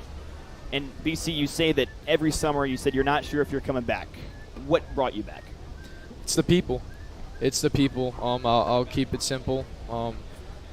Every year I've come back, there's been a lot of good connections I've made, and there's been a lot of people who are like-minded in the sport of baseball and just in the way of grinding. I mean, you guys know firsthand of a 40-game schedule. You get one day off a week if you're lucky. So just really working hard and doing it for something bigger than yourself, because it's a team effort here, and it's a big organization. It takes a lot of interns to make this happen across the board. And so just being a small piece of the puzzle is a really cool feeling, and it's a really cool thing to say that I'm a part of, and especially here in Falmouth and with the Commodores. Talk about a team effort. That was a team effort at bat for Isaiah Barquette. Ground out to the shortstop, but he moves Zion Rose up 90 feet, and he's now 90 feet away from breaking our 1-1 tie. Jason Jones now digs in. And Brian, we talked about Coach Trundy at the beginning of this inning. Just talk to me about your relationship with him, what he's meant to you, and really, like I said, the legend he is here in Falmouth. Oh, man, I don't even know where to begin. I think it's called Gentleman Jeff is what they call him. He's a beautiful steward of the game of baseball. I've been blessed to kind of see him from the sidelines, I'd say, the last 2 years, from behind the fence and everything, and now being able to spend time and talk with him. He teaches the game of baseball the right way, and he has such a great approach to these young men on the field. And Coach Trundy, I love you. I know everyone in that dugout loves you. Anyone that you have ever coached for this team is very appreciative of the way and the angle that you take this game of baseball. Obviously, he's a legend, over 500 career wins here on the Cape. It was cool being able to see it last summer. Here he got it. I believe it was here in Falmouth. Seeing the little Gatorade bath out there in right field. But he never, never shies away from being with the kids and teaching them baseball and just life lessons. And it's bigger than him here. And he's a very humble guy. And so, Coach, you deserve all the credit, all the love, and congrats on the Hall of Fame and the 2024 Cape Cod Baseball League Manager of the Year. You said it right there, Brian. Plenty of honors coming Jeff Trundy's way, and he rightfully deserves it. Third most winningest manager in all of Cape Cod, and he has been a real staple around this ballpark for over a quarter of a century now. And BC, let's talk real quick a little bit more baseball. I mean, there have not been a single doubleheader for the Commodores this summer. You had to play 7 innings in a resumption earlier today, and then you got to come back and play a full 9-inning game. As a baseball player yourself, what's the recovery process like? What's the mindset going in to a big day like this? It all starts with, like you said, it starts with the mindset. It's a little hot out there. I was fortunate enough to be in the dugout earlier in Cotuit, and I'll just say the vibes are very high for these guys. We had one Gatorade cooler full of water, one full of Gatorade, and so it's just hydrating, staying hydrated, staying cool, putting the towel over your head. I mean, these guys are grinders. They've been doing it all summer, and they don't shy away from a challenge, and this is just another small one for them. And obviously Cotuit's a division rival, so I think just playing them itself just kind of adds a little to the fuel to the fire. And for us, kind of just playing spoiler, I think that's just another aspect of keeping them hungry and keeping that chip on the shoulder for the rest of the season. And so obviously getting some grub between games earlier, kind of just staying in the cool, staying in the AC as long as they can. The last batter, Jason Jones, had a dribbler back to the pitcher, yet he picked up an RBI and broke this 1-1 tie. So the lead now stands with Falmouth by a score of 2-1. Mentioned playing spoiler, Brian. These guys can't make the playoffs. Mathematically eliminated on Thursday against Bourne, but since then, 2-0, and looking to down Cotuit, a division rival, probably the biggest rival, we could say. I mean, these guys are two pretty close teams, about 20 minutes away. You really feel like each team kind of has its own rival, and it feels like Cotuit and Falmouth are those two teams. I would agree. And I know being here the last 2 years, there's definitely a good little rivalry there. And so this is the good part for Falmouth is now we're just playing stress-free baseball and just out there having fun, and that's what the Cape League's all about, and that's what we're here to do. So Ryan Buckler picks up his first strikeout at the end of the third inning. Falmouth gets the lead 2-1. Brian Coleman, thanks so much for joining us here on Falmouth Commodores YouTube channel. Absolutely. Thanks for having me, MJ.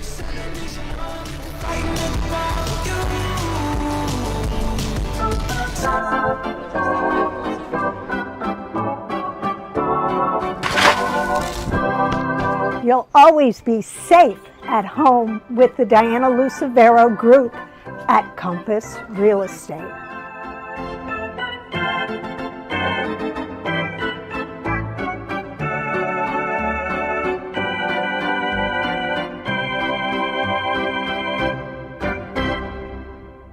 Introducing Open Cape, the local nonprofit internet service provider in this region.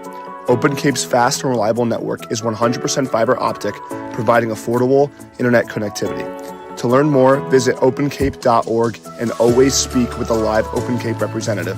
Open Cape, providing choice and competition for your home or business and the official internet provider of your Falmouth Commodores.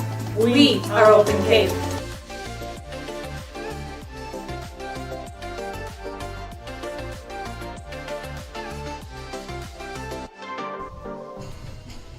We move to the fourth inning, and it's that time, Doors Trivia here on the Commodores YouTube channel. Question tonight, when was the last time Jeff Trundy won the Mike Curran Coach of the Year award? We know he was just named it earlier this afternoon. Congratulations to Coach Trundy. Brady Boland, our new guest. Thank Any you. guesses? Yeah, thank you for having me. I'm going to go 2016. That's my guess right now. Brady's rocking with B. Makes sense, Brady, B. Yeah, you know what it is. Absolutely. Up here at Pat's Loft in the booth, MJ Newsom, joined alongside General Manager Intern Brady Boland. You just saw Brian Coleman. This is his right-hand man. Yes, sir. Brady, thanks for joining us. Yeah, thank you for having me. Absolutely, brother. Appreciate it. So I understand this is not your first time on a headset. You've told me you used to do a little broadcasting back in the day. Yes, sir. Back in high school, I used to be a broadcaster for the baseball team, for the basketball team back at Westboro High School. Shout out the Rangers. So, humble beginnings. So it's really cool to see the setup up here. Obviously, a little bit different from your local high school, but yeah, man, feeling at home. Matthew Dallas feeling at home as well. He's got 5 strikeouts through 3 innings. He goes through 6, 7, 8 to begin the fourth, and one of the better batters in all of Cape Cod, Jared Advincula, who walked back in the first. Brady, what have you liked so far from Matthew Dallas? Somebody like Dallas, when it's time to deal, he's really locked in. He likes to keep it loose, keep the guys on their toes. There's a shot into center. He'll stay on his toes there. Advincula picks up a base hit to lead off the fourth. Yeah, but I just want to say, speaking on Dallas's behalf, the type of teammate he is, no matter when he's pitching, if he's, talking to the guys in the bullpen or picking up guys in the dugout, he's just a great teammate all around. And when he's locked in like this, it's really fun to watch. A lefty like this, I think, can be really dangerous going forward.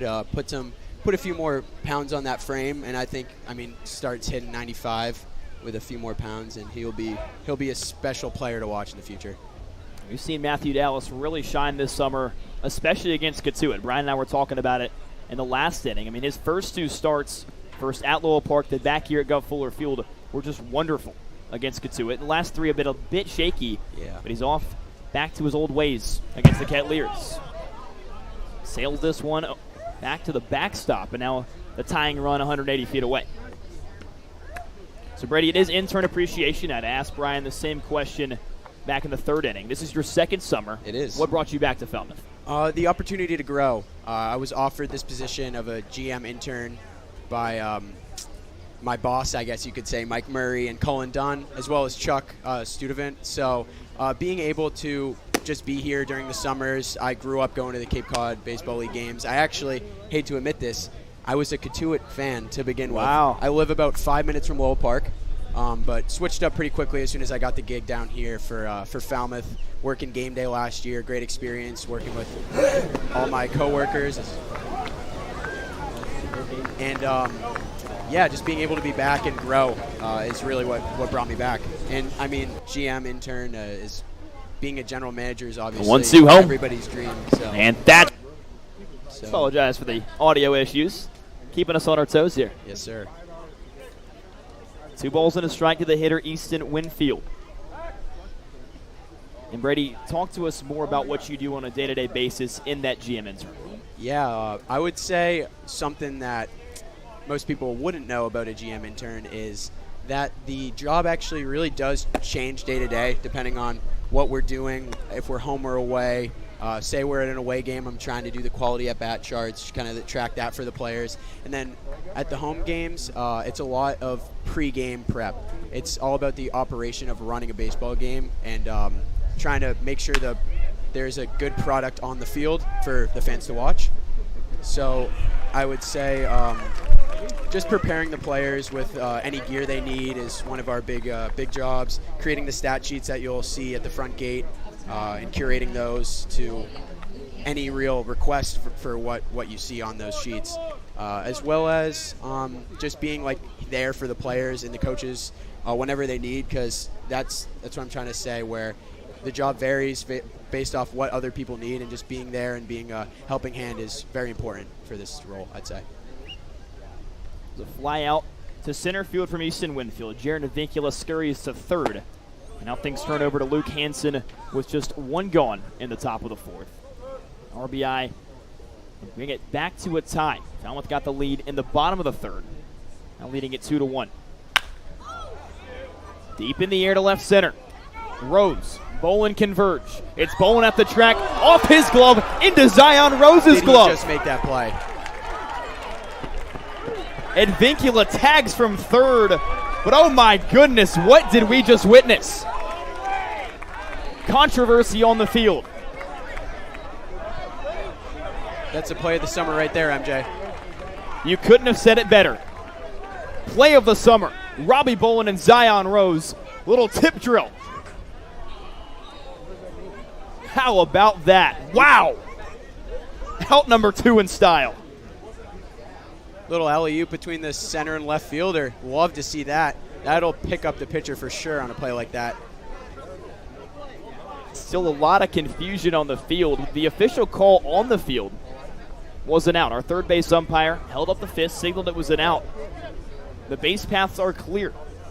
It's going to go down as a sac fly for Luke Hansen.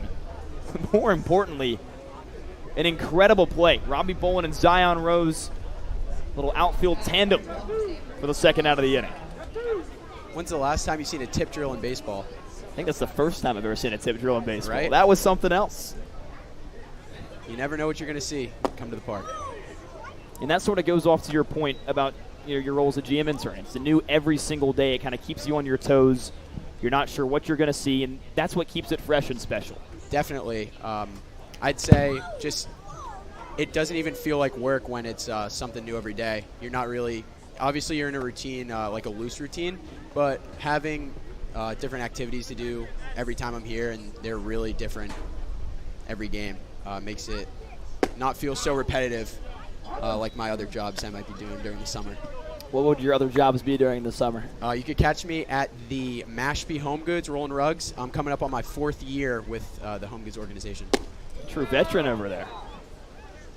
Matthew Dallas looking like a vet on the hill, looking for his 6th strikeout here through just 4 innings of work.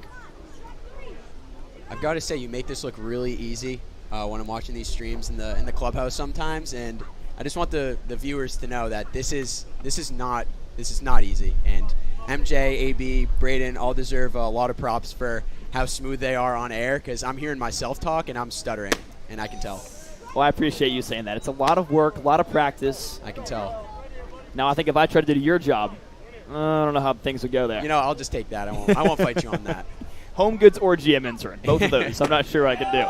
I couldn't do Matthew Dallas's job either. Boy, oh boy, stud. He looks good. That breaking ball is working well, and he packs Timo Becerra's bag and sends him back The 6th strikeout for Matty D today. Score deadlocked at 2, moving to the last of the 4th.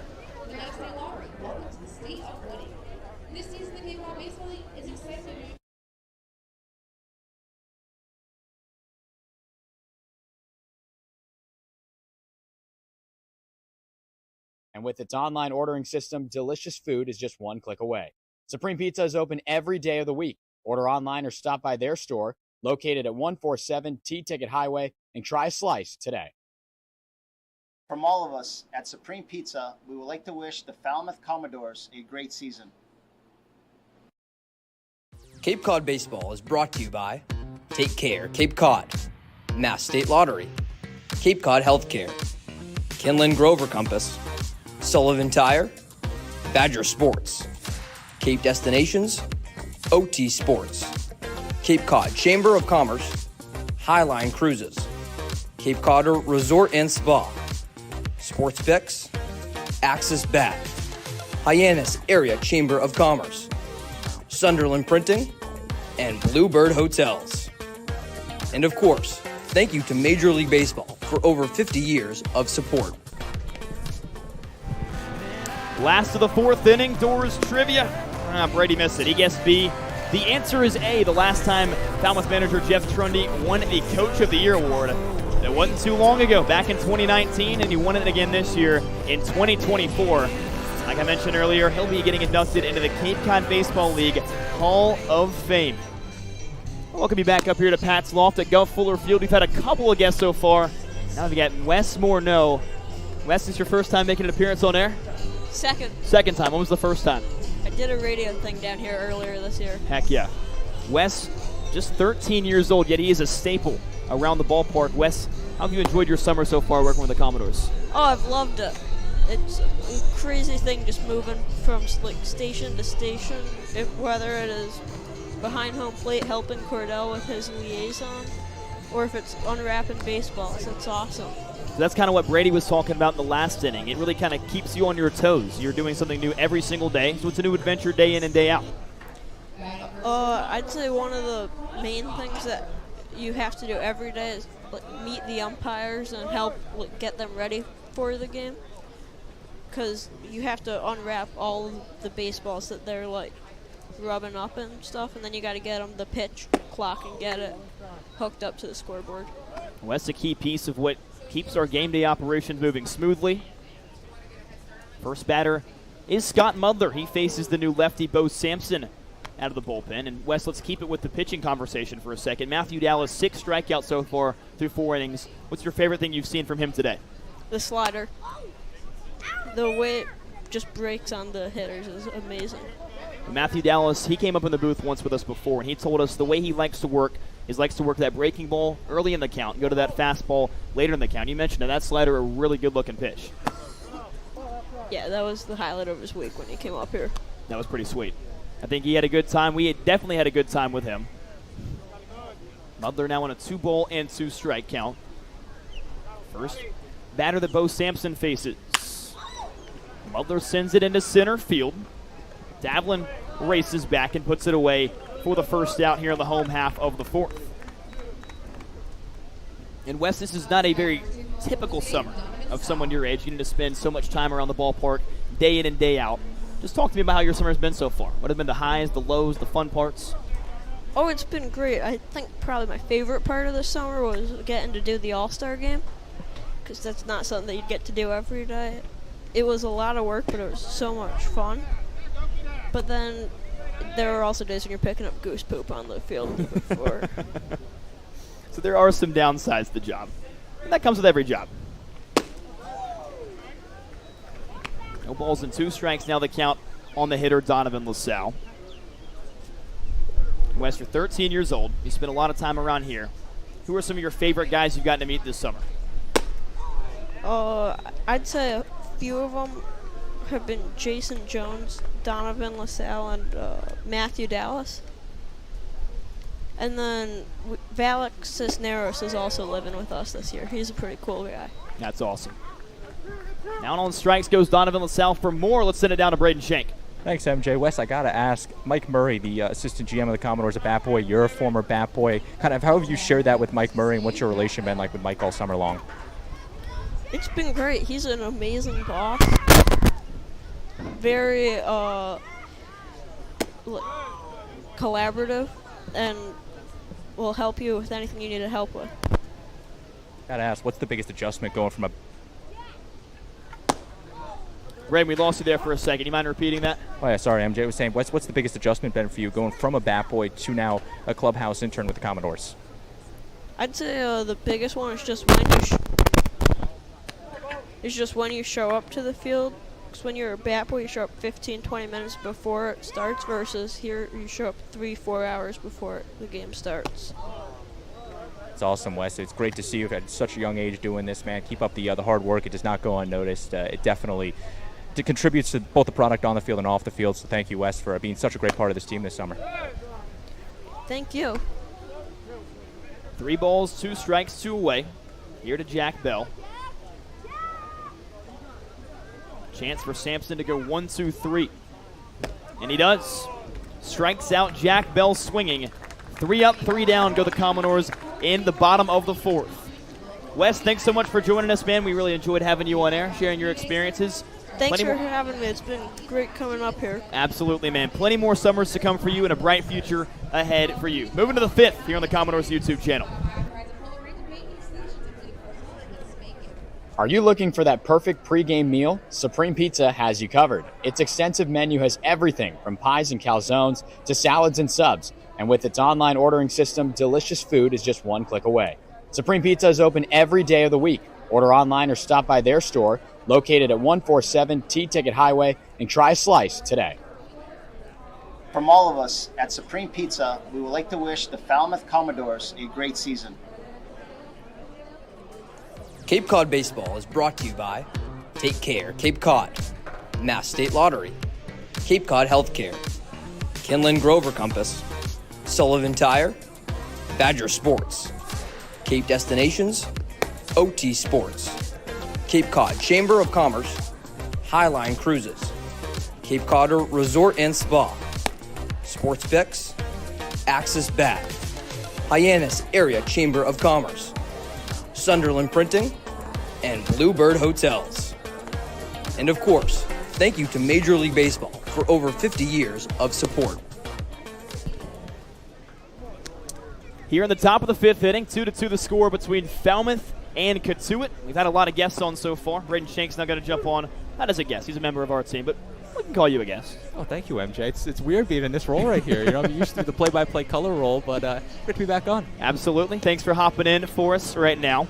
And Braden, I got to ask you the same question I've asked the last couple of our guests. Matthew Dallas, 6 strikeouts through 4 innings. What have you liked from Matthew so far today? He's just the command of the zone. I think the big thing for Matt is he got hit around a little bit in that first inning, but able to settle back down. The same thing we saw with Peter Phillips last night, giving up that home run to Ryder Helfrich in the first inning. He might lose the battle, but you got to be able to win the war, and Matthew Dallas has settled in great so far. Put that first inning behind him and really pitched magnificently the last couple innings. The one battle he has not been able to win so far is Brandon Compton. Couple of at-bats for B-Comp. He's got a single and a walk, and now trainer's tending to Matthew Dallas. And have some blood on his finger. Seems to be okay. Well, the only thing you could be a little bit concerned about is on that left hand, the throwing hands.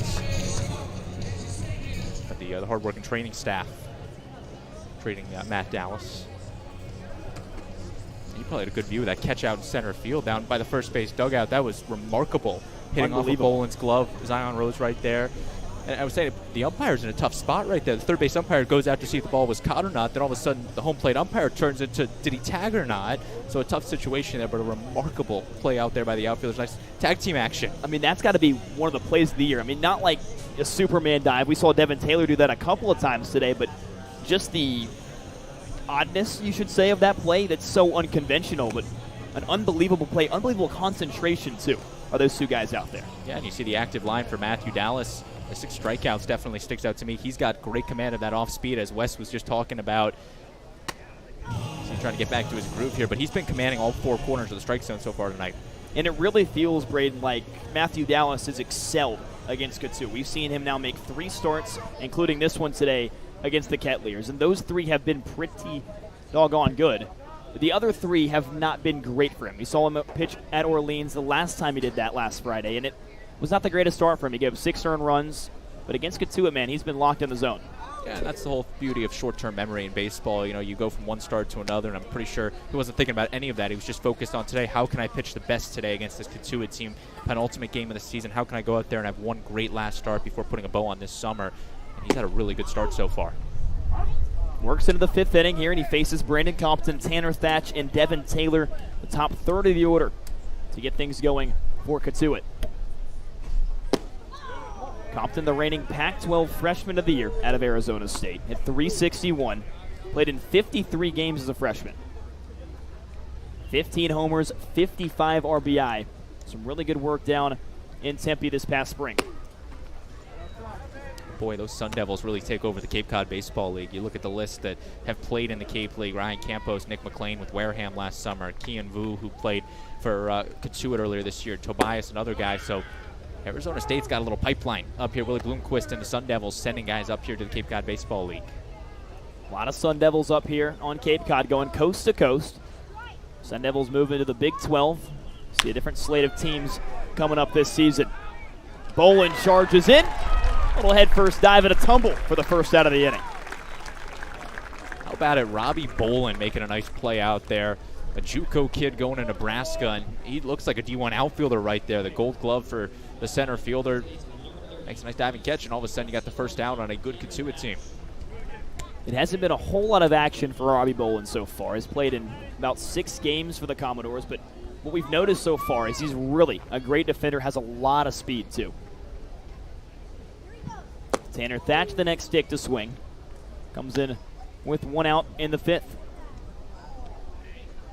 This is where that lefty-on-lefty matchup is going to be big. Thatch is a big power bat. You're trying to play the matchup, get something inside on him that he can't turn on. Blooper into shallow center. Marquette hustles back and puts it away. And you can see these Commodores defenders, they're having fun out there. They're smiling, they're playing loose. Again, not playing for a playoff spot, a team that's just much looser and having a good time, and it definitely is showing out on the ball fields. Talked about at Falmouth, nothing to play for, at least in the standings. They've been mathematically eliminated, but these guys coming out, like you said, just having some fun, but at the same time, the chance to play spoiler. We talked about in our storylines, Cotuit, Wareham, Hyannis, neck and neck for the 1 and 3 seeds in the West, barring some epic collapse by one of these teams and a hot streak from Bourne. Bourne's pretty much solidified at the 4 spot. You almost maybe don't want the 1 seed then and have to play that Bourne team who's been red hot the last month or so. So at some point you might want to play the matchups, because obviously the only difference between the 1 and the 2 seed would be if you host in the second rounds, but the 1 and 2 seed both host in the first round. Devin Taylor slaps a single the other way. His second base knock in his first 3 at-bats this evening. It's a nice level swing right there from Devin Taylor, going the other way with it. Mike Roberts likes to stack his lineup lefty heavy. But with the lefty pitcher Matthew Dallas here today, it's curious how that goes, and how about it? Taylor, the first hitter for Cotuit with 2+ hits on the day. The first 7 batters in this Cotuit order hit from the left side. The last 2, Hansen and Becerra, from the right. So a favorable matchup, for Matthew Dallas today. It's definitely shown, has those 6 strikeouts. Charles Davlin, the next hitter. He's 0 for today in 2 at-bats, a fly out and a ground out.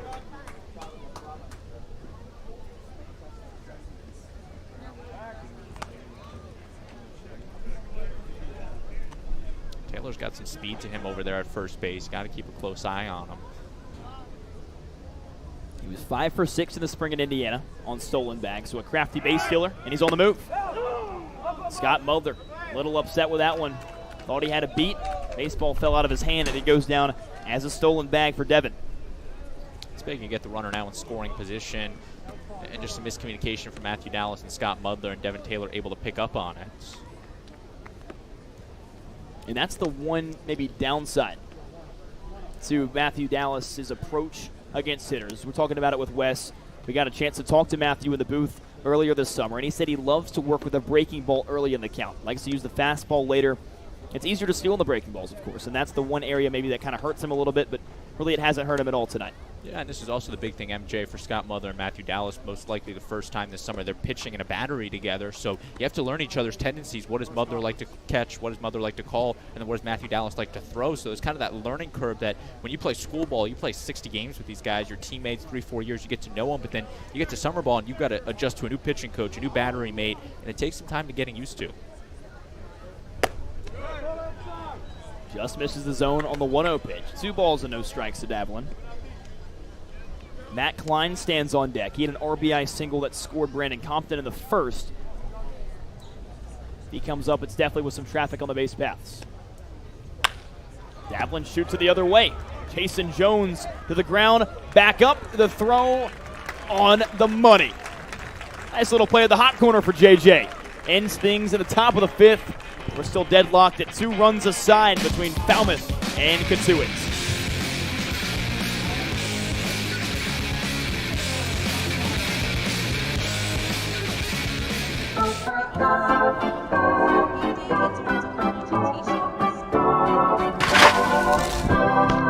You'll always be safe at home with the Diana Lucevero Group at Compass Real Estate.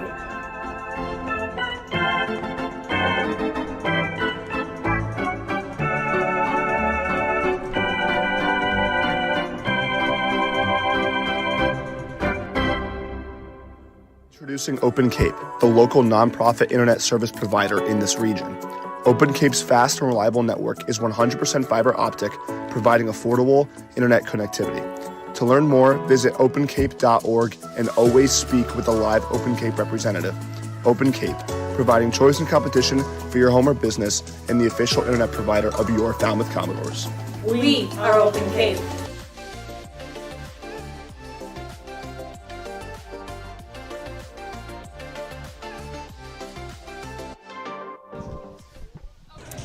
All right, we're back.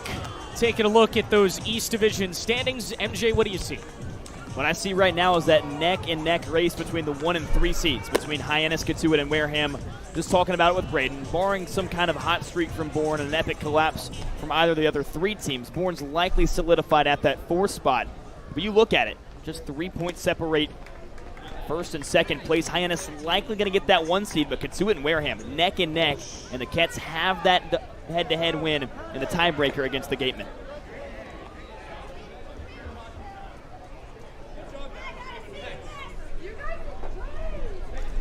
All right, we're going here in the bottom of the 5th inning. They're going to hit the leadoff batter. Patrick Roach reaches on a hit-by-pitch to start the 5th. And Roach has really found a way to get on base in all 4 of his games now. Mentioned he's on a 4-game hit streak. Had an RBI back in the 2nd. He's been an on-base machine. Coming in 3 for 10 in this game. Continues to find a way down 90 feet. Brings up Robbie Bolin. Nebraska transfer. 2-2 ball game, good one for the final night of the summer here at the Gov. Again, Doors walked it off last night. 1 earlier today. Have still yet to lose since being eliminated from the postseason. Bolin serves 1 to left, and 2 runners aboard to start the 5th. Couldn't have picked a better way to start this inning, Aiden. Hit by a pitch and a single. Bottom 2 guys in your order. Look at the hands from Robbie Bolin. Keeps him quiet, keeps him inside. Opposite field single. And now that lineup card flips to the top, and you got some big names at the top in Rose, Barquette, Jones. Trying to break this 2-2 tie.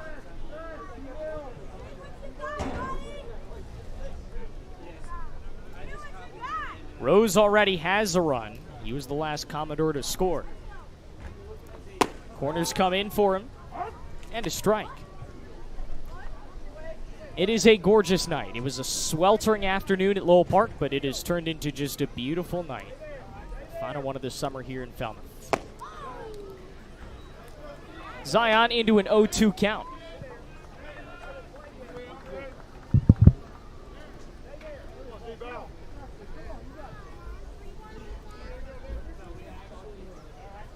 Here we go. Fights it off. Good crowd on hand as well. Even though one of these teams won't be playing past tomorrow, they're still enjoying some Cape Cod baseball. This is still the best of the best in this league. Rose smashes one to center. Davelin on his horse. And he made the catch at the fence, spinning around. A tag and a run to third for Roach, who overran it. Now he's going to get back, and he is. Robbie Boland to second. Rose on an F8. Moves a runner up 90 feet.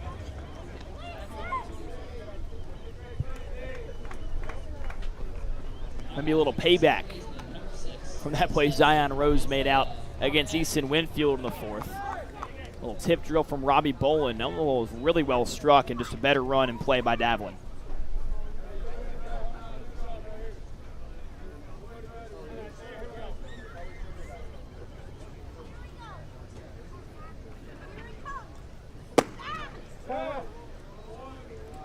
One ball, no strikes here on Isaiah.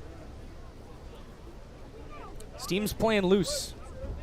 They are certainly looking a lot looser than we've seen them in past games.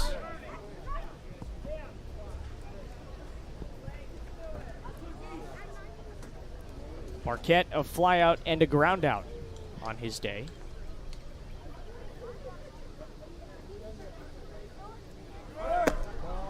Takes the 1-1 outside, and a late steal from Robbie Boland. He didn't tag, but he gets up to second a couple pitches later anyways.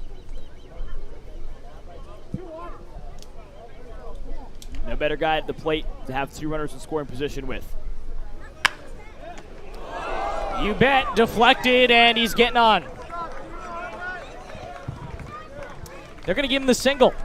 Isaiah Barquette smashes one over at Basira. And now the bases are loaded. All Timo did was prevent that run from scoring, but still only one out, and here comes JJ.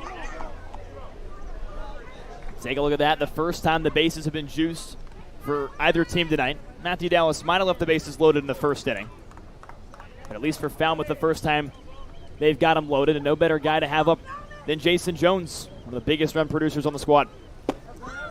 Swinging strike. JJ is still looking potentially over these next couple of games to break the team lead for hits set by Luke Gaffney. They are tied at 29. All he needs is one. You also have Carson Bowen, who's right on his tail at 28. Carey has 20, or Caraway has 24. He's the only one, beyond that. But either Jones or Bowen may have a chance to take the lead in hits before the end of the summer. And if it's JJ, he just extends that RBI lead that we just saw he has, or rather gets closer to first place in that RBI category. He has 17. Trent Caraway has 19. And one swing in the back and put him in first. He swings and misses, and that's the second out of the fifth inning. I've really been impressed with Bo Sampson here in his relief outing for Buckler. He's come in and really blown a lot of fastballs by these Commodore hitters, and no better time to continue that than right now. You'd love to strand the bases loaded if you're Cotuit and keep this at a 2-2 tie. We know the kind of batter Caraway is. One swing in this game can completely change. Caraway looking to extend his team lead in RBIs at 19 right now. Got on back in the second and then struck out in the third, and he takes one in.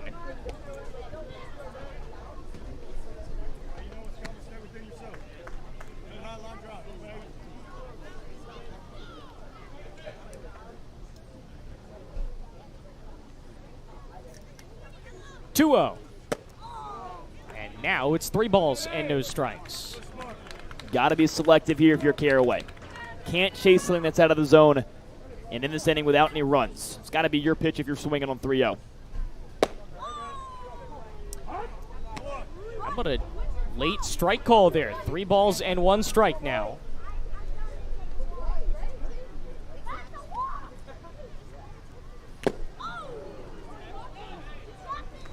Fouls it for 3-2, and this is just a huge pitch in this game. Like I said, I really like the relief outing Sampson's had. He's come in, commanded the zone well, and really attacked these hitters. This is a big pitch coming up. 3-2. Runners go. Dribbled. Left side going to be a tough play. Can't go to second. Got to go to first, and they do.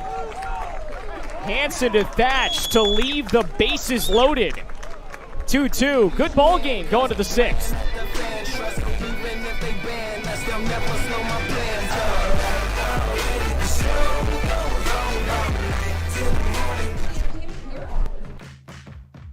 The best of the West and the beasts of the East. Coming to Falmouth this July, it's the 2024 Cape League All-Star Game, presented by Milton Cat.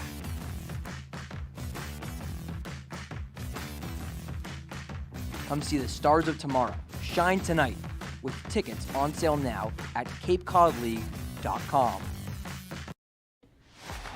Cape League Baseball is brought to you by 99 Restaurants, Hampton Inn, Baseball Cloud, Cape Cod 5, Franklin Sports, Milton Cat, T-Mobile, Yawkey Foundation, Netting Pros, Mosquito Joe of Plymouth Cape Cod, Nantucket Nectars, Veolia North America, Coca-Cola Beverages Northeast, and Del Mar Vacation Rentals. Back here at Gov Fuller Field, that came out this morning. Jeff Trundy, in addition to becoming a Hall of Famer in November, is now officially the Cape League Manager of the Year. What an honor to bestow upon him for the fourth time in his career, the first time since 2019. Perfect guy to have on as we talk about that. Mike Murray, Assistant General Manager for the Commodores. Mike, I know that was kind of sudden this morning. I don't know that a lot of people even knew that it was happening until it did. We got word in the middle of that first game, but right.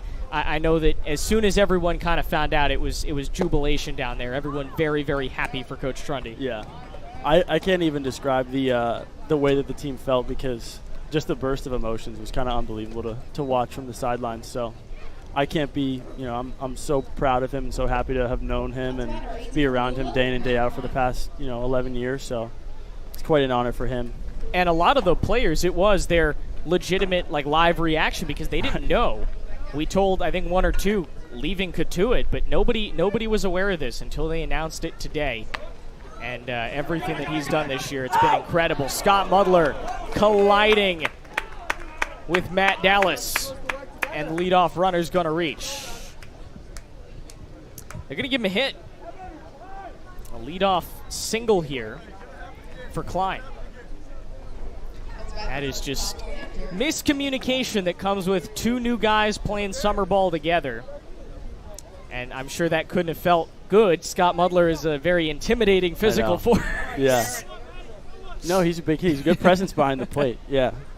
Hopefully Matt's doing okay after that one. You get hip checked by him. It's not going to feel good. At least he has a career in hockey if baseball doesn't work out. That's true. Klein earns his second hit of the night. And here's Jaron Advincula to try and rally here with the Kettleers. He squares to bunt. He went around. It is a strike. From your perspective down in that dugout, how loose is this team? We've mentioned it the last couple of nights, but ever since getting eliminated, they've certainly looked like a more loose team, like a more comfortable team. Yeah, I think it's affected them a lot. I think they're just having more fun. They understand that tomorrow night's going to be the last night, and they're just having fun with each other. They just want to have fun because some of them won't see each other for a long time. So I think it's just been great for them to just be able to play without, I don't want to say without a chip on their shoulder, but just have a, like you said, just kind of a loose vibe in the dugout. Advincula walked in his first at bat. He's at the plate right now. They certainly have played like it. 2 big wins over the last 2 nights. Right. I can assure you that the vibes in the locker room, from what I hear, have been unbelievable after those wins. So. Ball outside. Well, actually, this is a good time to have you, because did we figure out the light situation? It's back. Is it still on? I'm hoping it stays on. I know for the that rest you of were you were the one that everybody ended up looking at last night when the fixture went out in the middle of the most important part of the game. I know. Yeah. Served out to left and a base hit here on Zion. Was it kind of just a freak happening? Yeah, that hasn't happened all year. It had happened once last season on a different poll, but I hadn't seen that one happen yet. I'm just praying that it makes it through the game tonight. It's got to make it through one more game. Right. 4 innings here. Kettleers are going to make a substitution. Easton Winfield is out of the game.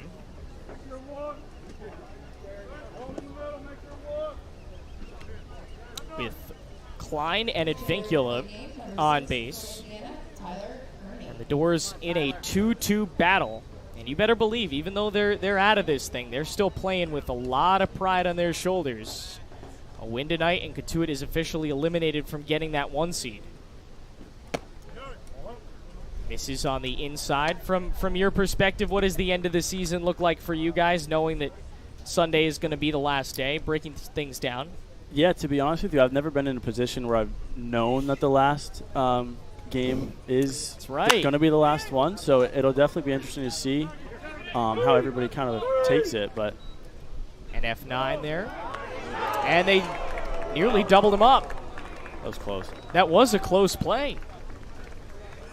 Goes down as an F9. Well, that's right. You've been with the team. I think it actually says a lot about this team's success historically, in that you've been with this team for a very long time, and you've never seen this team miss the playoffs other than 21, it would have been, right? Right, correct, yeah. And even then... I don't count that as missing the playoffs, really, because it was not a full 18 field they would have been in. Right, yeah. So, yeah, like you said, I've never really seen the team miss the playoffs, and especially just knowing that it's not going to happen has been very interesting as well, too.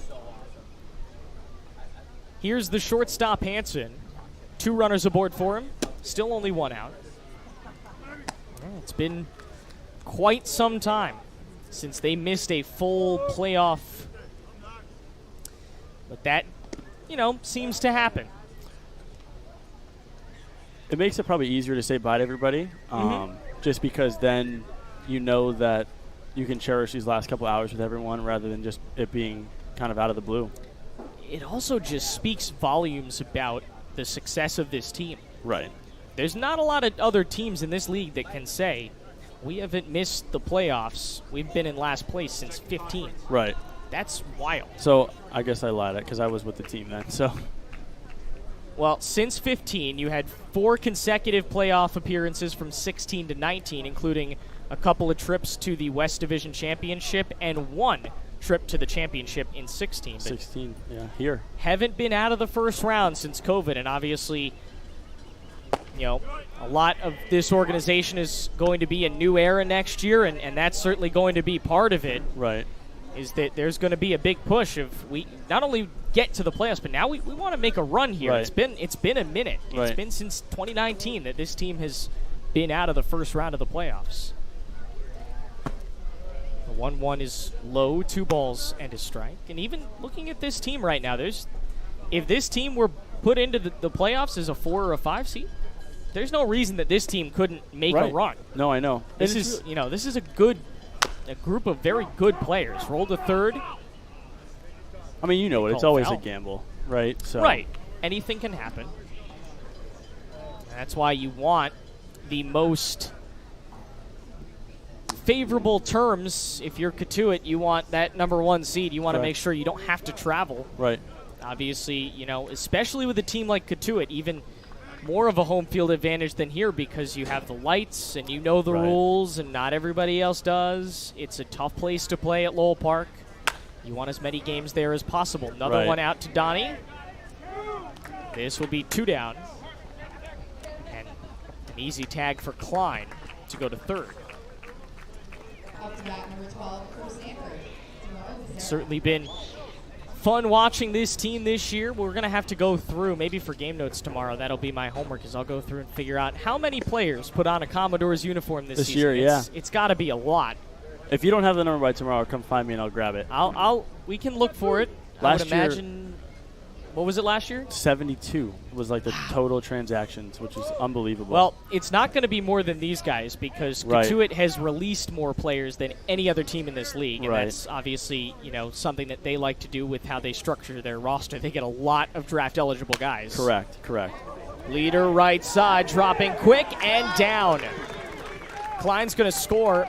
Kettleers have themselves a 3-2 lead going down to second. Did Bell get the tag? He did not. And Vincula to third, and Hansen, or rather Basira, is going to get a hit, a single, and then he advances, and now there's 2 on for Brandon Compton. Oh, that was just a tough play to make. Yeah. Even Jack Bell understands that. You just saw him a little bit of a smile out of the corner of the screen there. Right. The lineup turns over to Compton, who has just been a hit machine today. It's been so hard to get him out. You really need to get him out right now. In for a strike. It's 0-1. What are some of the things that you've taken away? This is your first year in the big job, quote unquote. Right. What are some of the things that you've learned? I think a lot of it is, nourishing the relationships with different people, whether it be the college coach or our coaching staff or a player, and just making sure that everyone knows that, all of the Falmouth staff is really out for everyone's help, and whatever we can do to help someone in the future is kind of our main goal. So I think it's been fun to kind of watch that from a different perspective and be in those conversations with Coach Trundy or whoever it may be. Great guy to learn from. Yes. We appreciate you. We have all summer. Thank you so much. Thank you, Mike Murray. We'll be back for the bottom of the 6th after this.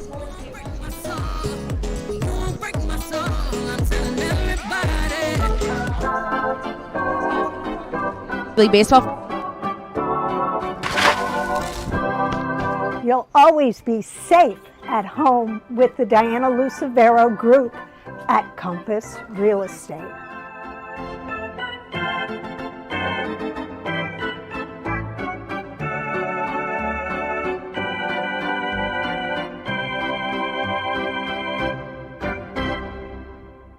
Introducing Open Cape, the local nonprofit internet service provider in this region.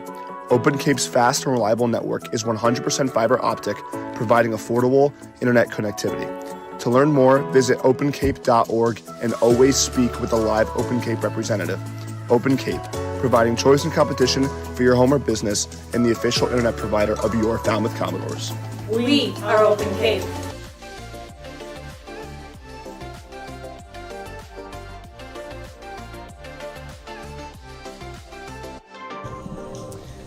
Welcome back to the Gov, our final chance this summer, MJ, to toss it down to the third member of our broadcast crew. Brayden, we're going to miss you, pal. Yeah, I know. It's been a long summer, guys, but we've had the luxury of being at Gov Fuller Field all summer long, and truly a hidden gem here on Cape Cod. A lot of renovations that have taken place over the last 3-4 years here in Falmouth to make this place truly one of the best ballparks in Cape Cod. I mean, and you look at the last 4 years or so, you've got the new dugouts, the new bleachers that have come in, the brand new fence, which extended up from 6 feet up to 8 feet, and the attendance has shown. The town of Falmouth and the Commodore faithful have shown up night in and night out, already welcoming in 28,000 fans. When you compare that number through the first 19 home games last season, that's up 9%, guys. I mean, granted, you can't use the full home attendance because last year they had the home 22 dates, and this year they only get 20, but it's been a booming ballpark all summer long, and they even got to host the All-Star Game a couple weeks ago. First time since 2003 that Gov Fuller Field was the host of the All-Star Game, welcoming in just shy of 5,000 fans there, which I think all three of us would say was such a special event to witness here at the Gov. But again, it's been a long summer. I know, MJ, and I think you would agree with me, it's flown by. Absolutely. I couldn't agree more. It's certainly just feels like the other day we were in Hyannis, or even here for that first home game against the Gatemen. It's funny, too, because it feels like it's gone by so fast, yet so slow at times. And I think we've talked about June really kind of crept by, and then all of a sudden July comes and we got the running shoes on. It just flew.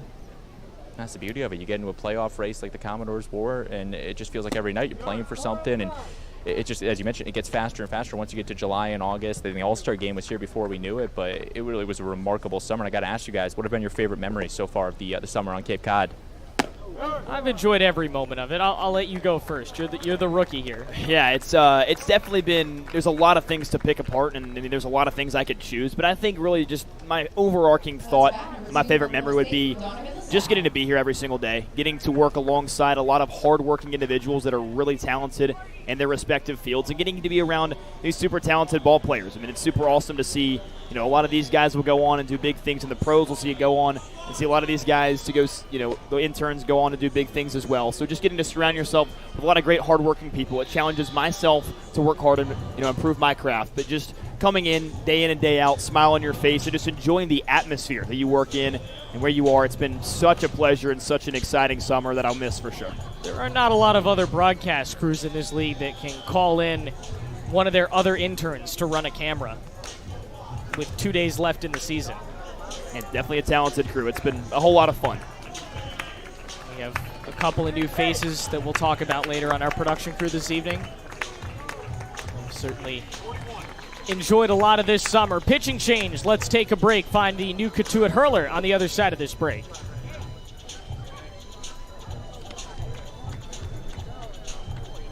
Are you looking for that perfect pregame meal? Supreme Pizza has you covered. Its extensive menu has everything from pies and calzones to salads and subs. And with its online ordering system, delicious food is just one click away.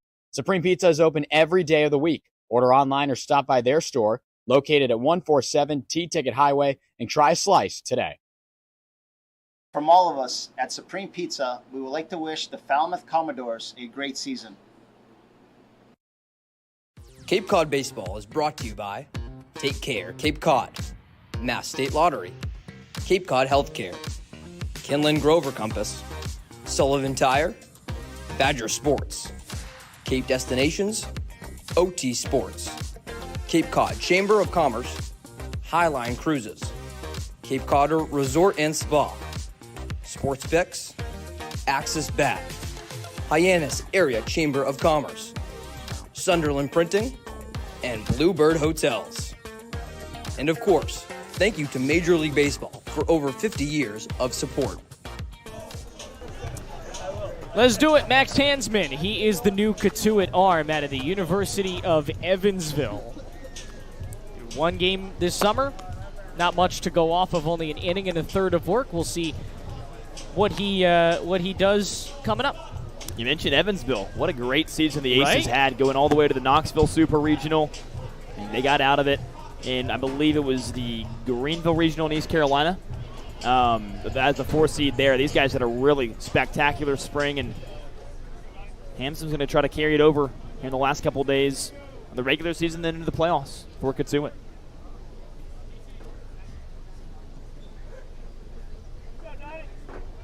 Here's Donovan LaSalle. Donnie looking to move up a runner here. The tying runner on first.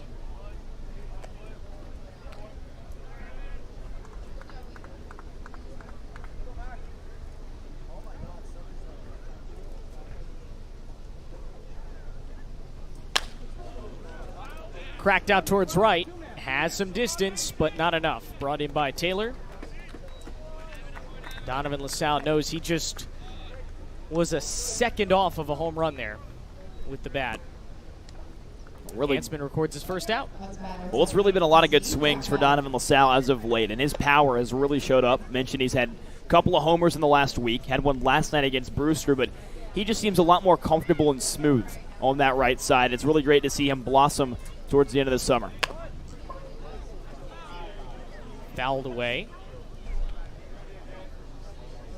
We mentioned Jeff Trundy getting that Manager of the Year nod already. Just looking through the Instagram, some wonderful comments coming in, including a former Commodore and a 2-time World Series champion, Jacoby Ellsbury. Not every day you get a World Series champ, let alone a 2-time World Series champ, chiming in on news in this league. That's how much Jeff Trundy has meant to these players. Former Red Sox, Gold Glover. And a credit to our social media team making it all happen. I'm sure they're very happy to see that. We didn't get to talk about the on-field ceremony. Always, nice. We don't like to be the stars of the show, but it's fun to do it at least for a little bit. Yeah, pretty cool to be recognized. We'll be singing God Bless America pretty shortly. And thanks to Emma Ryan, our wonderful PA announcer, for anchoring that entire ceremony. You saw it. Are you singing God Bless America the 7th?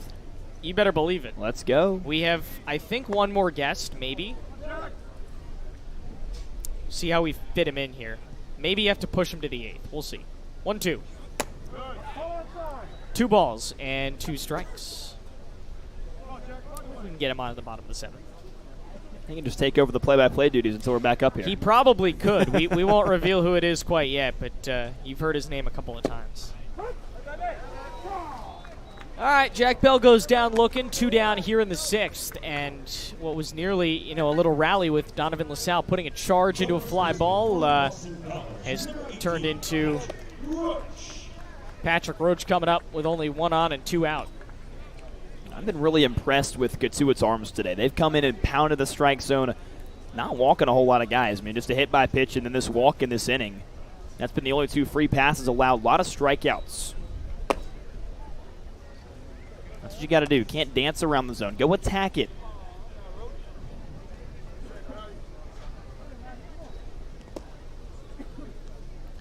Roach has been on twice, a single and a hit by pitch. He might get on a 3rd time here. He will.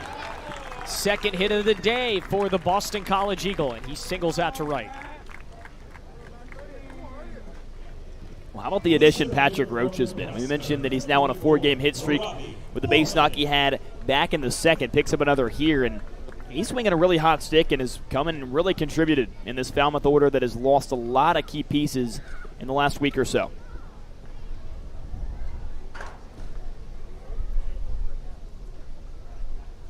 Bolin a single and a ground out. Robbie takes a strike. He's moved into that 9 spot with Isaiah moving up.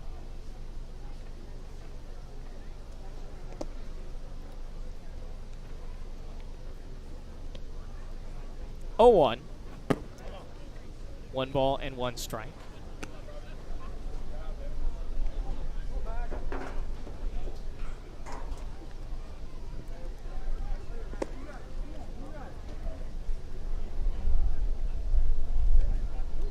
Hansman looking for the out here to end a inning that has been pretty solid for him overall. Leadoff walk and then the single from Roach. But other than that, I mean, he induced the ground ball there. Just bad positioning for Advincula. See if the Doors can up that percentage with runners in scoring position. Always has been a problem for them this season. Got to cover up, protect here if you're Robbie Bolin. 2-strike pitch, and he goes through it. 6th inning comes to an end. No runs, 1 hit, no errors, 2 left for the Doors. Going to the...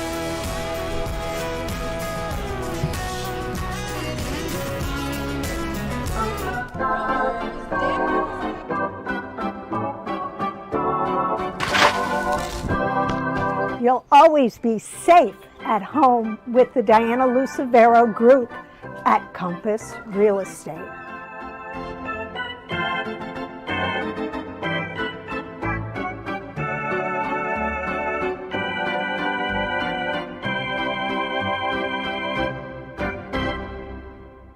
Introducing Open Cape, the local nonprofit internet service provider in this region. Open Cape's fast and reliable network is 100% fiber optic, providing affordable internet connectivity. To learn more, visit opencape.org and always speak with a live Open Cape representative. Open Cape, providing choice and competition for your home or business and the official internet provider of your Falmouth Commodores. We are Open Cape.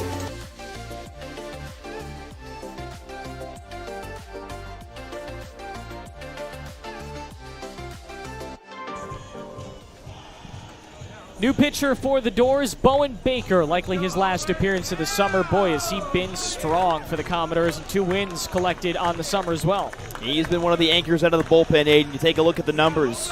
12 games pitched. This is his 12th game. A guy that Mike Landry really likes to rely upon. He's got 2 wins, no losses, and a really strong ERA out of the bullpen. And how about Homer and the dance party out there?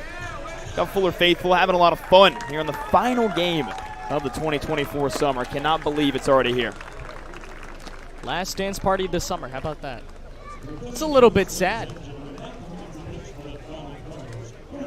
talked with Mike Murray about how many players have put on a Commodore uniform. I'd like to know how many people have put on, how many different interns have worn the Homer costume this year. Well, Bo's going to come in here just trying to hold the line. It is a 3-2 game here.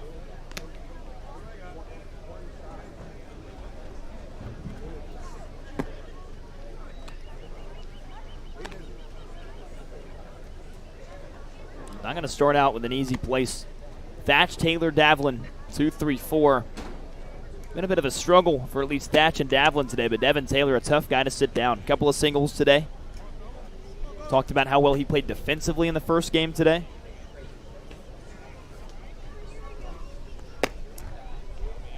And it'll bring up on the top of this order. Thatch, Taylor, Davlin. They've been a hard out. And a good chance for Baker to take over here. After Dallas went through a good little stretch. It's just, 6 innings, 3 runs. That's good. It's a very strong start to end the summer. Very good start for Matthew Dallas. 6 innings, 6 strikeouts. 3 earned runs on 8 hits. Only 2 walks, though. That's the big thing for Dallas. He was really in command of his stuff today. And Wes Morneau came on and talked about what he liked. Said he really loved the slider, and that was the pitch that was working today for Matthew Dallas. Guy that likes to work his breaking ball early, goes to the fastball late. And it was really marvelous stuff from him today. Here he is, ball 1. He's been not easy to get out, but they've gotten him out 3 times. It's not easy to do. 0 for 3 with 2 strikeouts.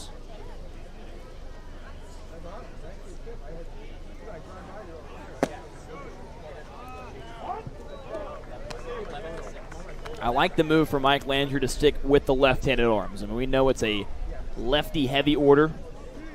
7 lefties until Cerny came in to pinch hit for Winfield, but that's still 2/3 of your lineup hitting from the left side. He's going right back up the middle. Can't keep Tanner Thatch down for that long. He gets a base hit. And starts himself, starts the 7th with a single for the Kettleers. That was supposed to be the guy you were going to set down in this game. But you mentioned it, Tanner Thatcher, really good hitter. All-star for a reason. Gets things going with a single. But this guy, Devin Taylor, a couple of singles today.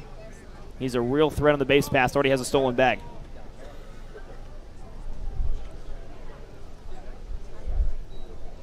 Taylor 2 singles on his day. He may have a third. He does have a third. Down on Bolin in center. Back-to-back base hits right back up the middle on Bo. And the Cats are off and running here in the 7th.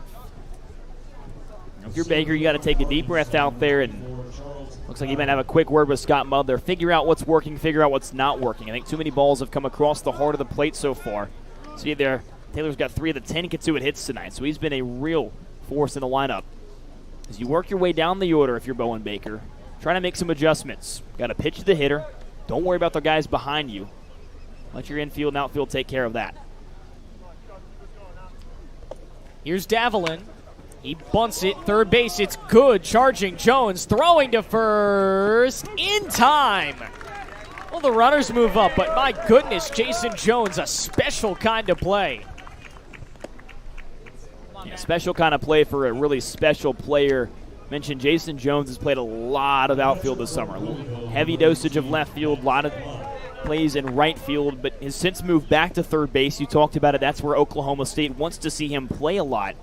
And for him to come back in the infield after playing so much in the outfield this summer, he has really not missed a beat. Davlin 0 for 3, couple of groundouts. Now 0 for 4 with Klein up.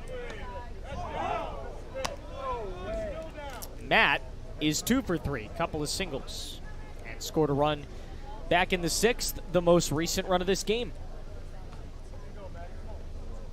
Baker trying to work out of a jam here with 2 runners on and cutting off the run.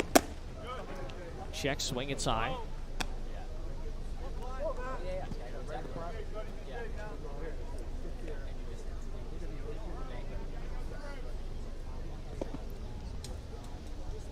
One ball, 1 strike. 1 out here. And Now it's 2 strikes. Bo starting to fight back a little bit. Put into a hole. That's a really good-looking pitch. Looked like a changeup from here that just dropped off the table in the inner half. See what he goes to here. Ahead of the count, a ball and 2 strikes, and boy, you'd love a strikeout in this situation. The 1-2 is low. How about the block by Mudler there to keep it in front, 2-2.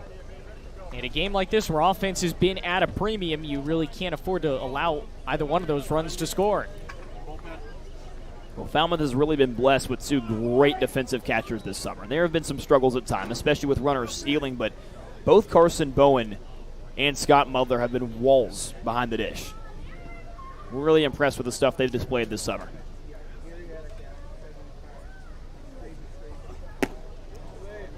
Bo's found himself in a full count here.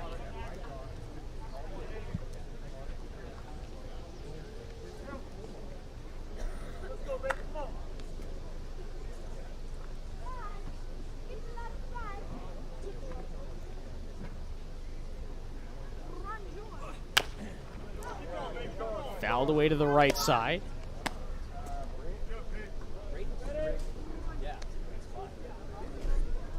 It's been a really good at-bat for Matt Klein. He's had a productive day. Boy, this is a big pitch coming up. A walk loads him up with 1 out, but a strikeout, man. Got a chance to leave those runners stranded and get out of this without any harm done. Klein is looking for his 3rd hit of the game. 3-2. Up the middle, he's got it, and he's going to score at least 1. Rounding 3rd, coming home, Taylor, and no throw. 5-2, Kettleers.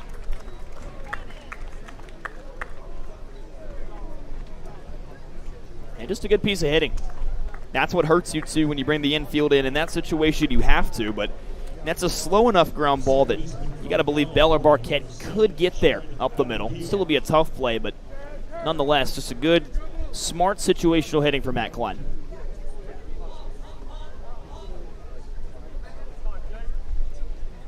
So Klein's on base. Here's Advincula. He bunts it. Someone's got to cover. Advincula is safe. Squeezes himself into first base there.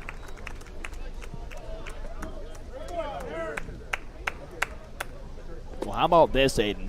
4 singles now through 5 batters in the 7th, and come in all ways, shapes, and forms. And that's a really nice bunt by Advincula and another guy that's now got 3 base hits today and has reached all 4 times. It looks like they will go to the bullpen. Back in a moment. You see Nick Gravel. As the Doors trail 5-2. The best of the West and the beasts of the East. Coming to Falmouth this July, it's the 2024 Cape League All-Star Game, presented by Milton Cat.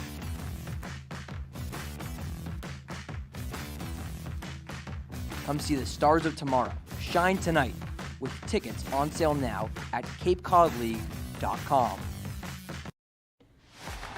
Cape League Baseball is brought to you by 99 Restaurants, Hampton Inn, Baseball Cloud, Cape Cod 5, Franklin Sports, Milton Cat, T-Mobile, Yawkey Foundation, Netting Pros, Mosquito Joe of Plymouth Cape Cod, Nantucket Nectars, Veolia North America, Coca-Cola Beverages Northeast, and Del Mar Vacation Rentals. Going to bring in Nick Gravel, right-hander out of Keystone College, making his 7th appearance of the year, MJ. He's not been here that long, but they have used him a lot. Yeah, those slew of pitchers between him, Sean Brennan, Justin Lessing, Gavin Wilhelm all kind of came in late, but they have all been used a whole heck of a lot. Nick Gravel's been really good. I think his first start was off a little bit rocky. First time he came in at Hyannis, but since then, I mean, he's been really solid out of the pen. I mean, a 3.86 ERA in this kind of baseball has been exceptional stuff. 9 1/3 innings. Try to get that above 10 here. He enters this game in a tricky situation. 2 on still, and it's 5-2. And I mean, this game's starting to slip away rapidly. It's going away a little bit, and I think the offense, we've talked about it. It's the runs have come at a premium really until now, but the hits between both Game 1 and Game 2, man, I mean, they have just been, a plethora of them. There's double-digit hits for both squads in Game 1 today. Falmouth escaped that one with a 7-5 victory, but funnier things have happened. I mean, only trailing by 3 runs. There's still some time to make up that ground. I mean, last night we had a 7-3 lead over Brewster, and snap your fingers, it's 8-7 going into the bottom of the ninth. So things can definitely change, and we know with this offense, things can change very fast. See Klein and Avincula, the 2 guys on base, combined 6 of 7 today. That's productive stuff from 2 guys at 5 and 6 in your order. This middle part has really done some damage to Commodores pitching. Easton Winfield is out of the game for Tyler Cerny, who takes a strike. It's 0-1. Out of Indiana.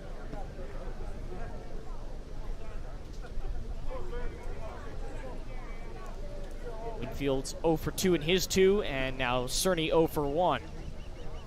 2 aboard, just off the plate.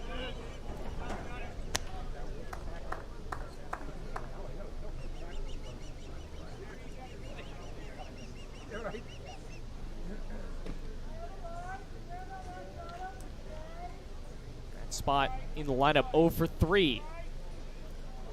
Here's the 1-1.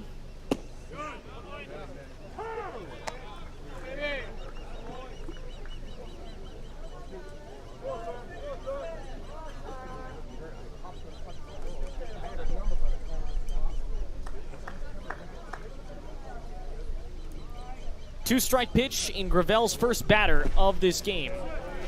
Check swing, he held up, and Mudler has to block it.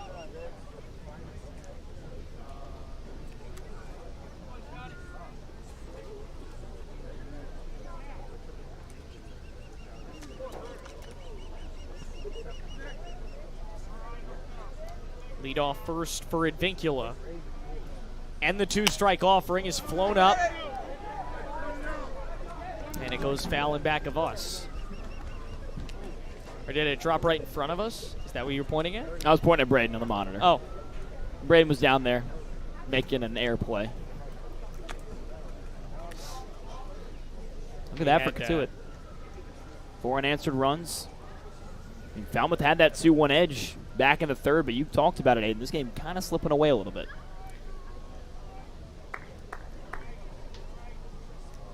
2-2.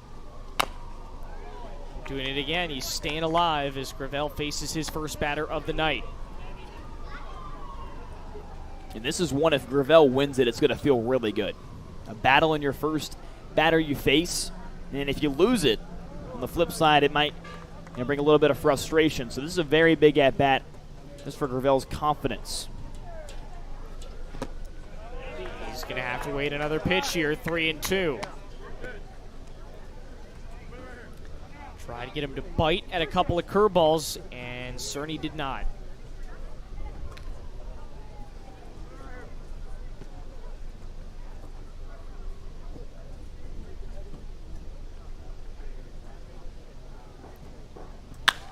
He strikes it foul down the line. He's got some power in his bat. And just keeps fending off these pitches from Gravel.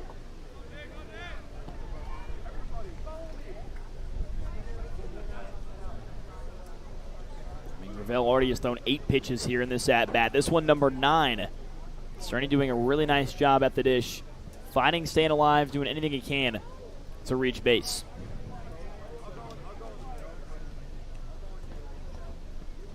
Cerny, his second at bat, and he works a walk. That feels real good for Tyler Cerny, not so much for Nick Gravel.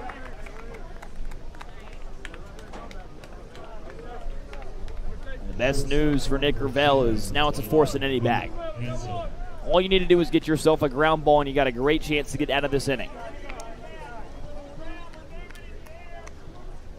Bad news is he had the bases loaded and only 1 out.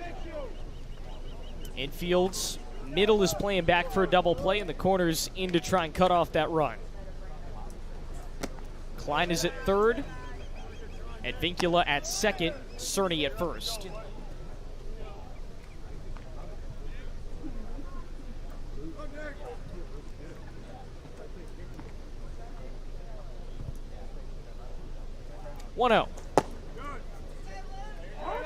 1-1.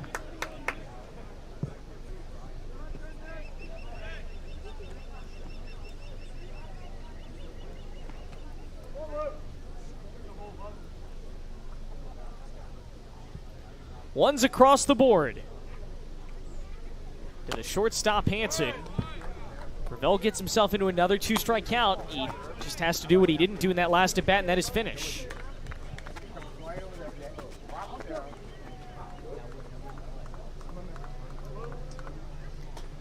Hansen 0 for 3 tonight. Trying to bring somebody home.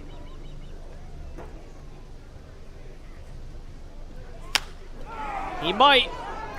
He's got him. Merry-go-round begins. Throw down to second, no good.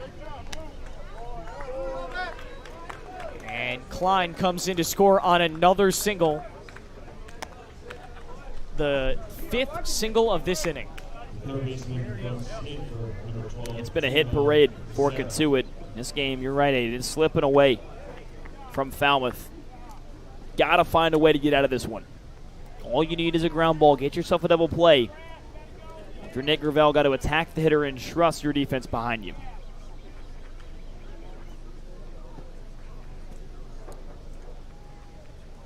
Base is still loaded for Timo Basira.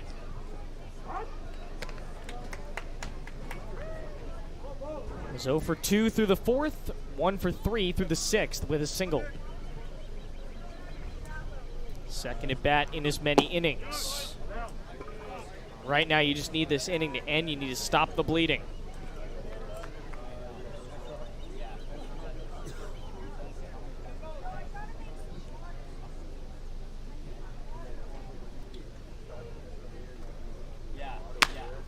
They're not gonna.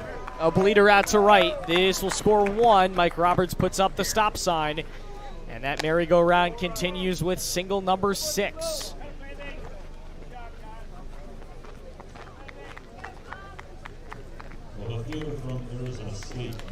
And now Brandon Compton, the left fielder with 1 out. This is he is the 9th batter of the inning. Everybody on that Cotuit sideline seeming to have some fun.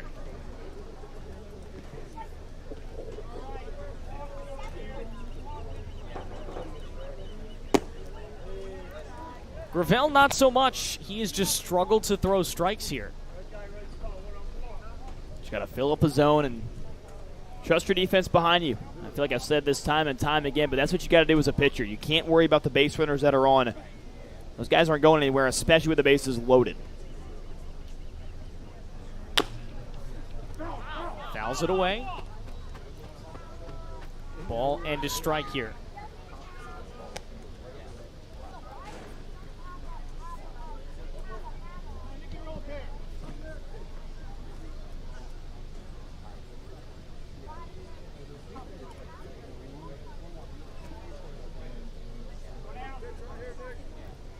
Compton started his day with a single and then a walk.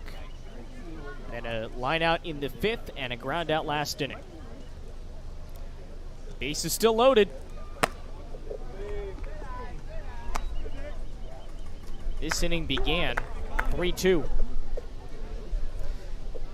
This game has just quietly gone in favor of Cotuit, the last bunch of hitters.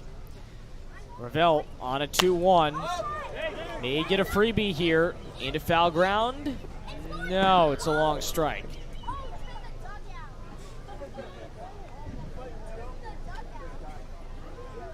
Yet again, 2 balls, 2 strikes. So let's see what Gravel does here. Got a pitch to play with.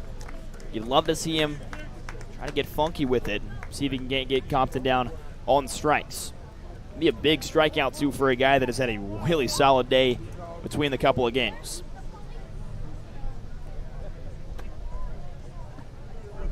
Four hits in game 1. 3 of them were today. Another hit here. He waves and misses, and that is a big strikeout. Nick Gravel needed that. That's a really good breaking ball, and it's a slow one. Compton really kept his weight back. Great concentration. He was on time, just missed it. So here's Tanner Thatch. She led off this inning with a single. One of 6 the Kettleers have had off multiple different pitchers. Off of Bo Baker, who didn't make it through a full inning, and Nick Gravel.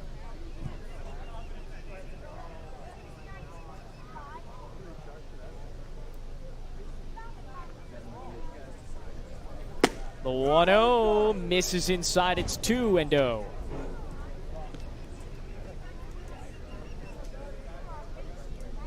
Got to find a way to battle back in this count. The last thing you want to do is walk a run in. Got to make him earn it.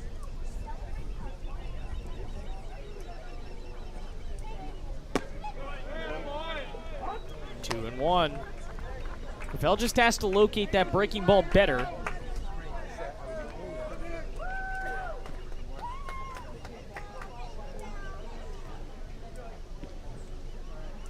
Two-one. He fists it to right. LaSalle, inning over. Gravel works himself out of the inning. Let's take a break. We're going to go sing the national anthem. We're going to sing God Bless America.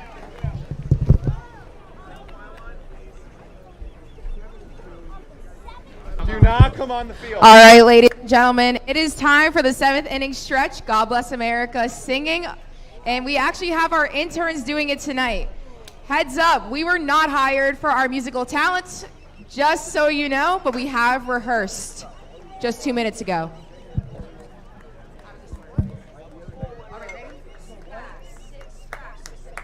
God bless America, land that I love. Stand beside her and guide her through the night with the light from above. From the mountains to the prairies to the oceans, white with foam. God bless America, my home, sweet home. God bless America, my home, sweet home.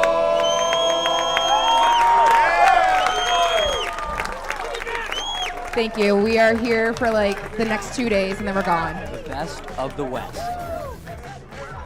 and the beasts of the East. Coming to Falmouth this July, it's the 2024 Cape League All-Star Game, presented by Milton Cat.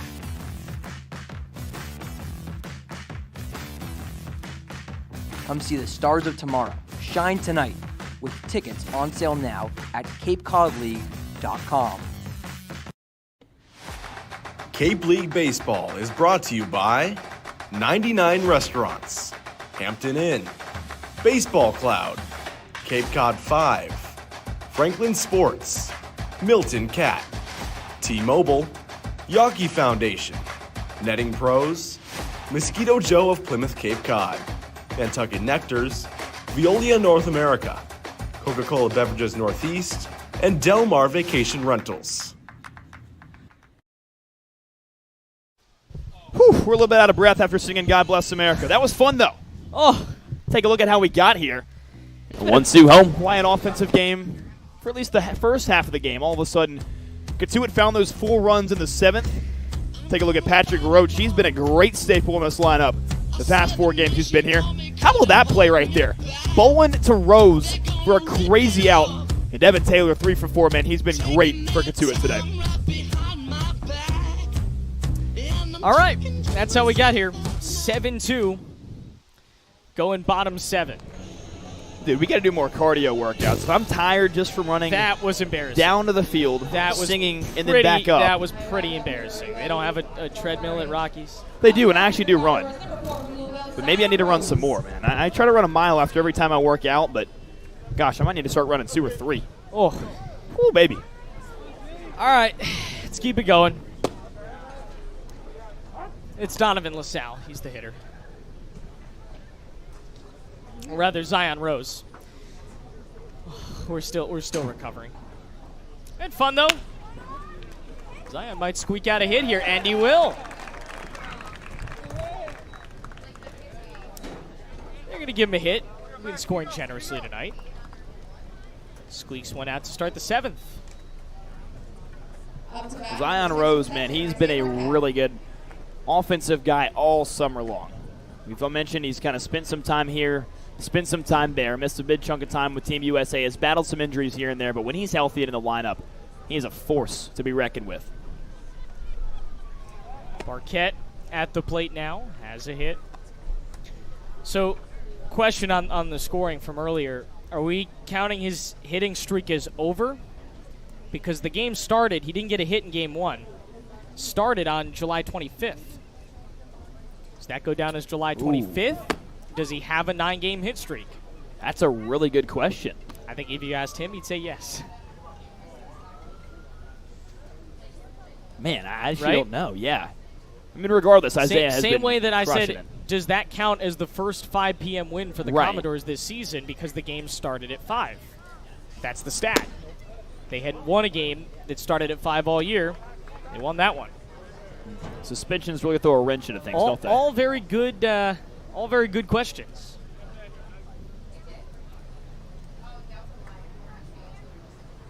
(2-0). Taylor made double play. Oh, and they throw it away. They're going to go fielder's choice and an error to go along with it. And now 2 on. Doors are in business here in the 7th. And it doesn't exactly need to be anything spectacular. You'll take base runners where you can find them when you're trailing by 5. It just takes one little mistake, too, to let things kind of get away from you, and especially with the Doors hitting from the top of the order here. You don't want to make any more mistakes. Some of the big bats coming up. Jones, Caraway, Mudler, the next 3 to hit.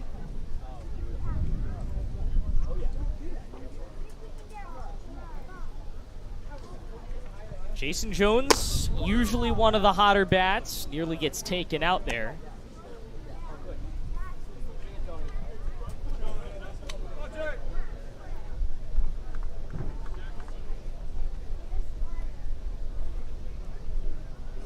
.102 to him. Goes upstairs. JJ 0 for 3 on the night, could really use a hit. Rose and Barquette out on the base paths. He goes fishing. It's 1-2. Got to do a job here if you're Jason Jones. Try to get those runners up 90 feet each, put 2 guys in scoring position. 1-2. 2-2.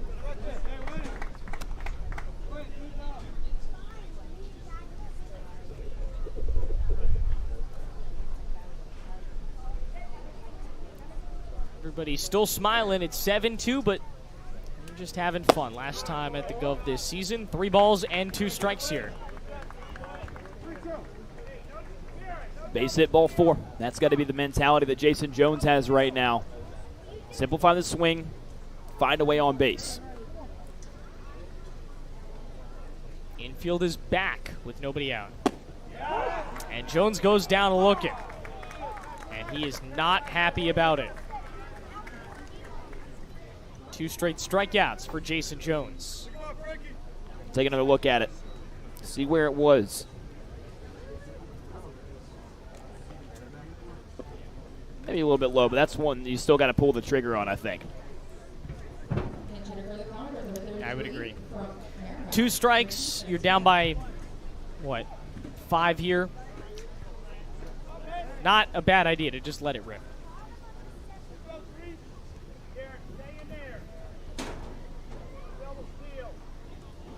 Here's Caraway. 2 on for him still. Little nubbler, it goes foul.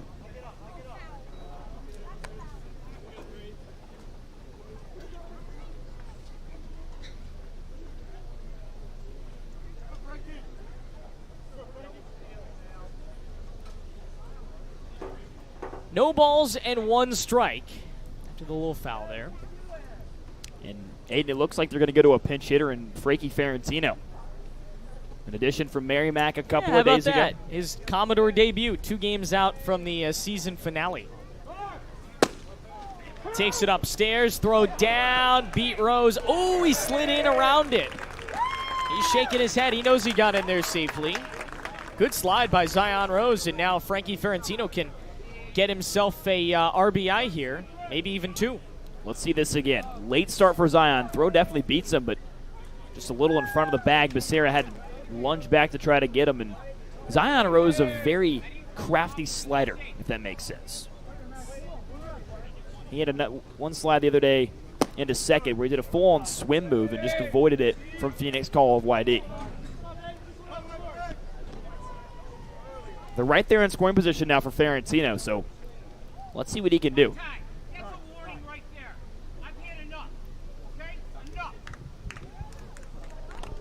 Is that a warning to the Kettleer dugout? Back-to-back nights that we've seen warnings to the visitors here at the Gov. Both of them appear to be for the same reason, for arguing balls and strikes to some extent. You got to believe that one was probably an argument of the stolen base from Zion Rose. I mean, I think we see it clearly on replay, but it's something that Mike Roberts and his staff don't exactly have the luxury of down there. It looks like Zion Rose did clearly get in safely, but it was a bang-bang play, and those are tough to know, especially when the ball beats you there for that many seconds. 1-2, back up the middle, snagged by Hansen. 6-3 for the second out, and the Doors cut the lead down to 4. You did your job there if you're Ferentino. You get a guy in. You'd like that one to go back up the middle, score 2, but you get one run in. You can't have them all back in this inning. But, man, how nice would it be if Scott Mother could find the green grass, bring home one more run. You're just trailing by 3 last couple of innings. Mudd is 0 for 2 with a walk in the 6th.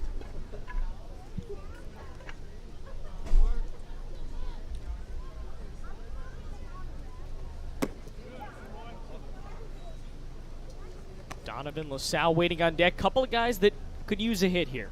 They've been quiet tonight.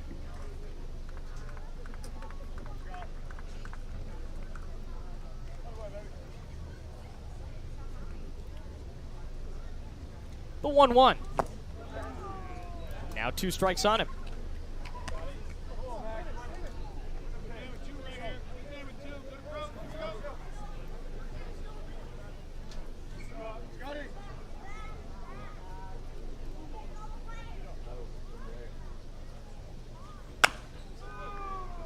It's a hard knock, but it goes foul. Mudler just looking to straighten that out with 2 strikes.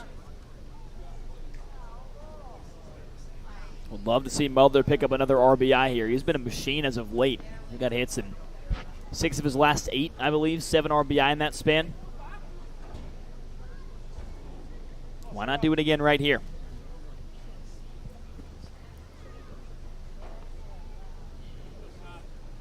One, 2.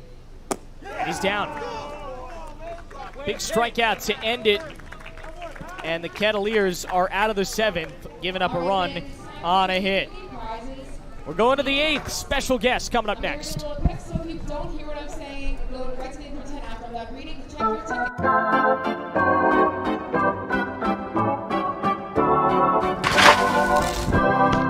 You'll always be safe at home with the Diana Lucevero Group at Compass Real Estate.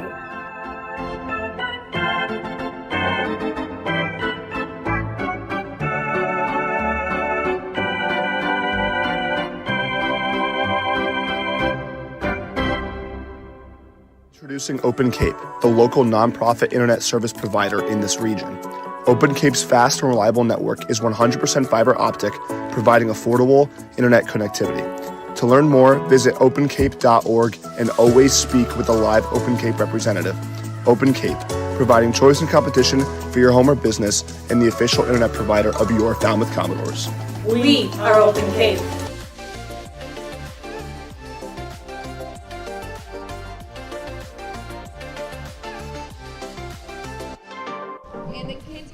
All right, welcome back. Take a look at that schedule. There is just one remaining after tonight.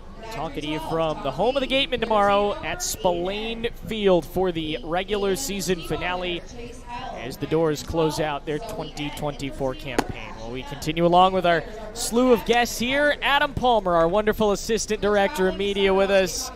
Adam, welcome to the broadcast. We've seen you back there more than enough times. I felt like we had to probably put a voice to the face. Yeah, appreciate it. Yeah, thanks for bringing me on the show here. Well, not the show, the broadcast. It's one and the same, right? I guess so, in theory. Well, for those that don't know him, Adam has been with the Commodores for a very long time. You were what? Back in back in like 2004, the Jacoby Ellsbury year, I was the bat boy. Okay. None of the PA announcers knew how to pronounce his name, so like the big joke on the team was, how are they going to pronounce it this game?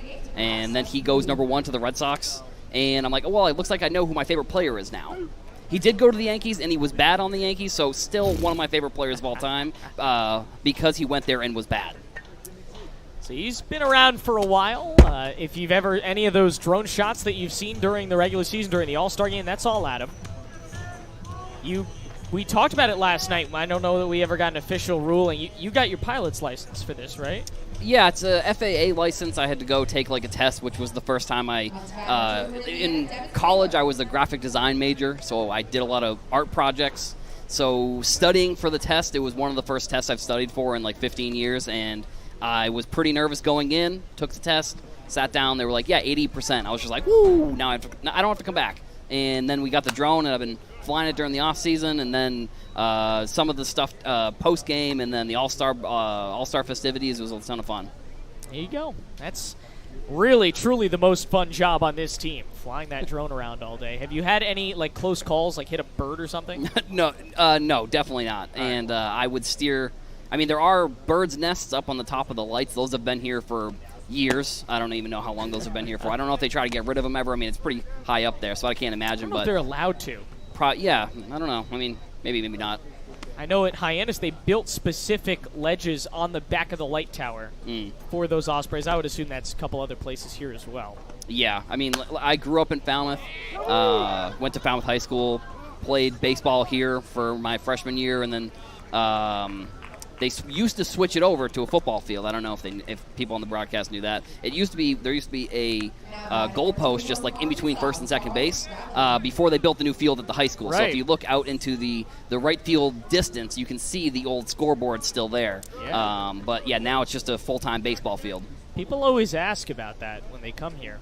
Like, which scoreboard do you use? I'm like, the one that doesn't look like hasn't been used in 5 or 6 years. Yeah, the one that's not covered by half of a tree, basically. That's the one we're going to use. This is headed out in that direction. Run for LaSalle. 2 down. It's been your favorite part. It's your first year here, right? Correct. Yeah, first year working with the team. It's been great. It's been your favorite part about working with us. I'll put you on the spot here. Yeah. I mean, last year I went to all the games, and then over the winter I entered a form to volunteer, and just getting to work with like all the interns really is my favorite part. I work with Emma Ryan, the PA announcer, the phenomenal yes. Emma Ryan. Oh yes. So that's been really great. And then just getting to see all the interns do their jobs so well. I mean, it's really impressive. 1, 2, 3 inning here for Gravel. I don't think we can let you leave now. I think you have to stick around for another half inning. I'm here to stay. Adam Palmer's with us. We'll go to the last of the 8th.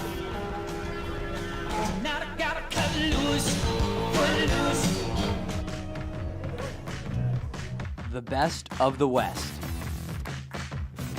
and the beasts of the East. Coming to Falmouth this July, it's the 2024 Cape League All-Star Game, presented by Milton Cat.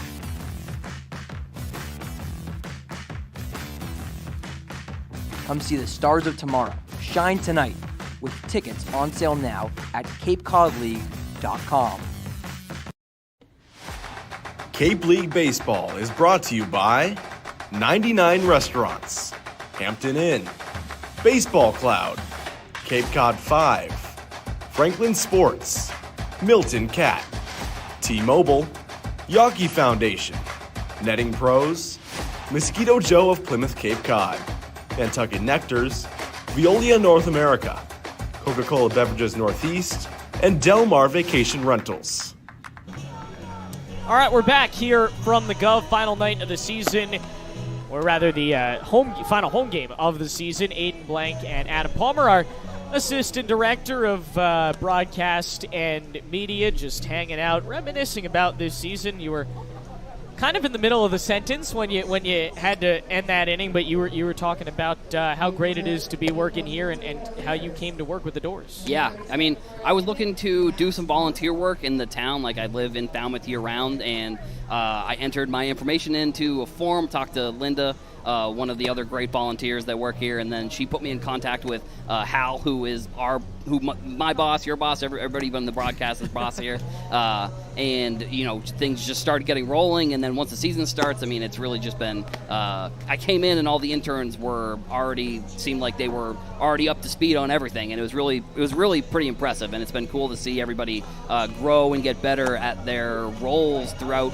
this whole year. I mean, unfortunately, the team isn't going to be making the playoffs this year, but overall it's been great to see, at least in my opinion, the interns that we have for our team are kind of similar to like the players on the field. Like, they're doing what they do on the back for us at the same level, like from an intern perspective. Like, it's really it's just impressive for me. That's pretty cool. You were saying, the work that we've done has been so high quality. You saw some of it down at the Woods Hole Film Festival, right? Correct. Yeah, I was down there earlier this week. Jim's Clam Shack, they had one of their ads, and it was had some of the drone shots in there. And I know Gracie, one of our videographers who also does video editing, she, I believe, put that spot together. And I saw it, I was like, oh my gosh, does everybody see this? Like, it was cool to see. There you go. I don't know that a lot of people know the majority of those ads that are put on the screen between innings so that MJ and I can rest. Mm-hmm. Those are produced by our wonderful videography team of at that time 4 people. It took a lot of work, but it happened. Some of them are brought in by the company, but I would say probably 85% or so were produced in-house by this Commodore team. It's part of the sponsor package, and we certainly can't recommend you take part in that enough. If you're a local business owner, as LaSalle goes down swinging to start the inning, you get basically whatever production quality you need to produce an ad for your company, and it runs. I don't know how many times we've seen those ads this summer. A lot. Yeah, throughout the whole year. I mean, like I said, that's just another, on top of everybody doing their own jobs, everyone's doing a second job and a third job and a fourth job here working to make sure the experience is as great as it has been. I mean, growing up, I came to all of these games, so it's cool to work for the team now. I mean, it's been, a lot of fun. Another shout out to Hal. Another shout out to him. We wanted to have Hal on. We didn't make it work. That's on us. But Hal's been wonderful, and we'll certainly get more into that as the broadcast comes to a conclusion tonight. This is Jack Bell. He is in a 1-2 count. Have you gotten to interact with the players at all? Any favorite players on your end? Well, Trent Caraway, he is my favorite player on the team because he hit a home run in his first at-bat. Also an Oregon State guy. I mean, the Oregon State to Falmouth Commodores to Major League pipeline is pretty strong. You had Adley Rushman, number 1 pick. You had Jacoby Ellsbury, number 1 pick. And then obviously this year you have Travis Pizzana, who was the MVP of the league last year, goes number 1 overall. I mean, it's a strong pipeline. I mean, I think I'm going to make some plans to go out to Oregon State to watch them play. I know we have a couple TCU players, so if Oregon State and TCU play, maybe I'll make the trip out and I can get a whole slew of players to watch. Love that. Yeah, Corvallis, wonderful destination. We're with Adam Palmer, our assistant director of media. Adam and Hal have been so wonderful and welcoming to us this summer. 1-0 coming in. Roll just foul for 1-1. Anything you're going to miss the most? I'm assuming you'll be back next year. I hope you'll be back next year. Anything you're going to miss the most in the offseason? I mean, summer baseball is just so awesome and so much fun. And it's really, you see kids coming from the stands and getting autographs of a player they may not even know who the player is. And I mean, I was one of those kids at one point, just getting autographs. So it's really it's going to be a fun I don't know. I'm going to miss the season. That's probably the main thing. Like seeing the kids get the autographs, all of those things, the experience of being around kind of a team atmosphere like this. It's really hard to come by. Like I have worked professionally for since I've been out of school, and the amount of people we have all working for the team, and the amount of people you see that you don't even see and behind the scenes, like making everything. You got the director, you got Gabe back there, you got Ryan, you got Caleb, you got tons of phenomenal talents that you don't really see them front facing, and it's probably similar with the team as well. Just having those people work for the team, interns and stuff along those lines. Strikeout of the side, and we go to the final inning of baseball at the Gov this season. Adam, thank you so much for joining us. We appreciate everything you do for the team, and hopefully we'll see you back here in September. Absolutely. Thanks for having me on. September. We'll see you back here next summer. Yeah, right. Let's go to break. We're going to the 9th here at the Gov.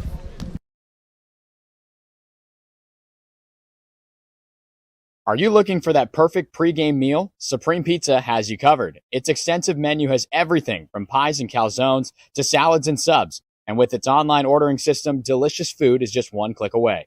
Supreme Pizza is open every day of the week. Order online or stop by their store, located at 147 T-Ticket Highway, and try a slice today. From all of us at Supreme Pizza, we would like to wish the Falmouth Commodores a great season. Cape Cod Baseball is brought to you by Take Care, Cape Cod, Mass State Lottery, Cape Cod Healthcare, Kinlan Grover Compass, Sullivan Tire, Badger Sports, Cape Destinations, OT Sports, Cape Cod Chamber of Commerce, Highline Cruises, Cape Cod Resort and Spa, Sports Picks, Axis Bat, Hyannis Area Chamber of Commerce, Sunderland Printing, and Bluebird Hotels. And of course, thank you to Major League Baseball for over 50 years of support. All right, let's go to the 9th. Final inning of baseball at the Gov this season. Aiden and MJ, thanks for spending it with us. 7-3 the score. Kettleers and the Commodores. The Doors just not putting up much of a fight there in that past inning, partner. Yeah, it was a tough one. Side got struck out. That's never fun to see. And within striking distance, I mean, you're there for a while. It's not inconceivable that Falmouth can score 4 in the 9th, but it's definitely a tall order.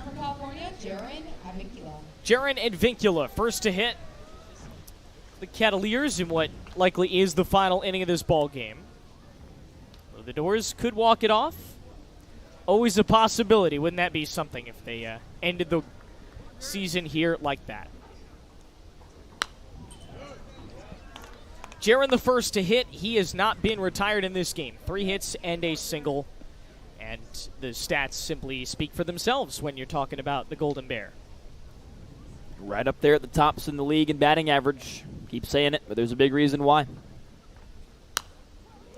2 strikes on him. Gravel has worked into a nice little groove. He's retired 4 in a row. 5, rather. So he has quieted things down. This is the Nick Gravel that we're used to a little bit.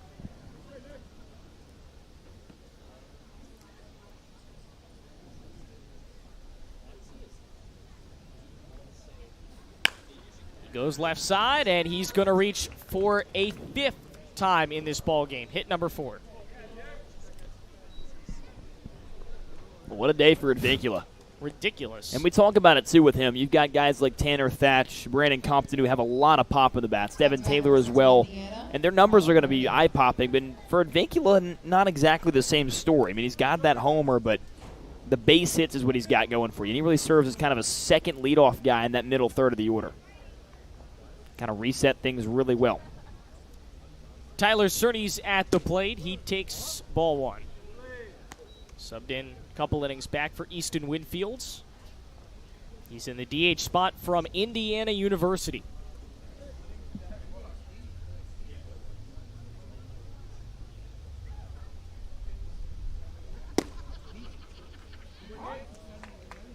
Gets the friendly call there, Gravel does. It is 1-1.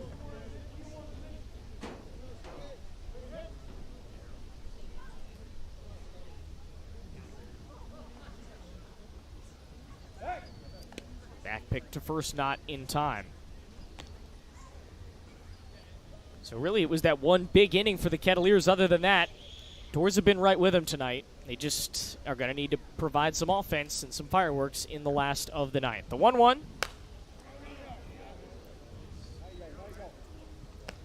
It's just been a struggle to keep that offense going in this ball game after it was almost automatic in game number 1 today.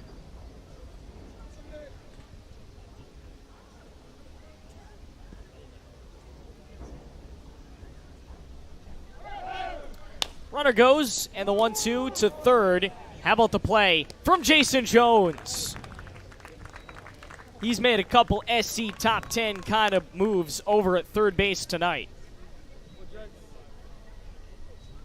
Jason Jones, man.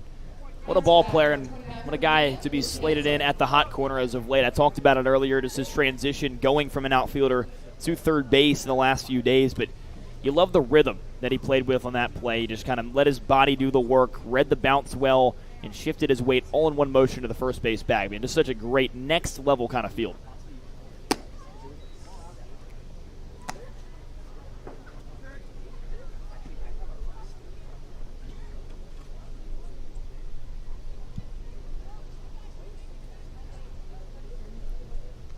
Hansen 1 for 4 with a single.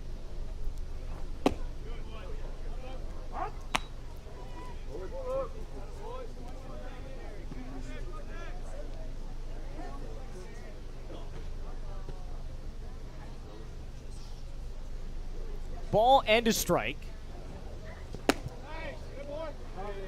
And now it's 2-1.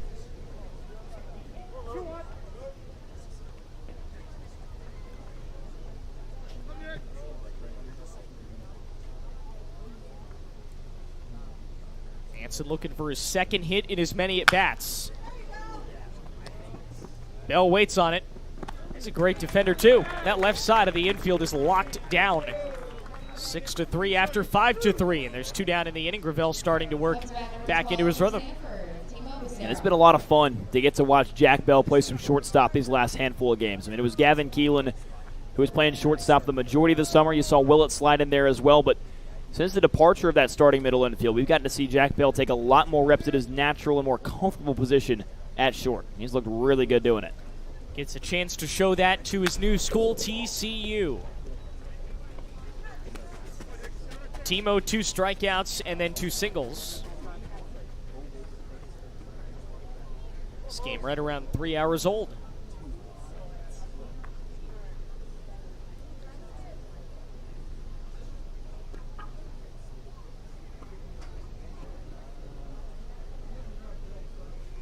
Oh, 1. Gravel has really become more efficient as his night has progressed. A strike away from ending this.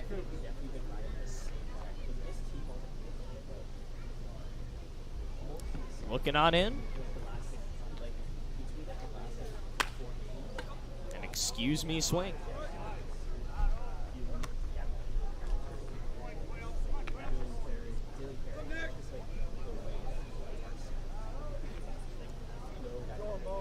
Take a look at the line for Gravel. You mentioned it. 2 1/3, just 3 hits, 44 pitches. Did a lot of good stuff over that span, and why not pick up one more strikeout right here? 0-2. Ooh, it spins out of control.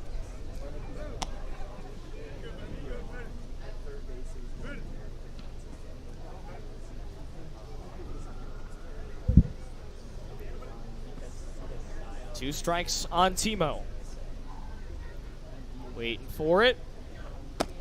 And another looping breaking ball up top, 2-2. That thing drops off of Mount Vesuvius. It's a question of how far down it can get.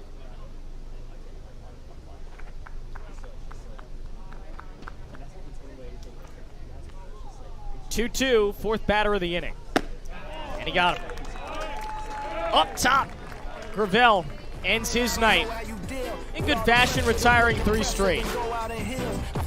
Doors need 4. See if they can get it. Bottom 9 next. You wake up, put makeup on, stare in the mirror, but it's clear that you can't face what's wrong. No need to fix what God already put his.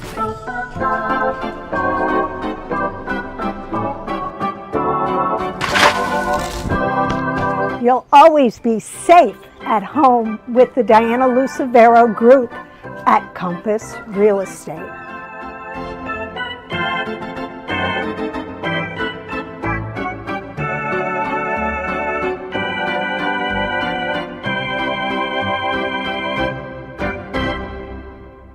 Introducing Open Cape, the local nonprofit internet service provider in this region. Open Cape's fast and reliable network is 100% fiber optic, providing affordable internet connectivity. To learn more, visit opencape.org and always speak with a live Open Cape representative. Open Cape, providing choice and competition for your home or business and the official internet provider of your Falmouth Commodores. We are Open Cape.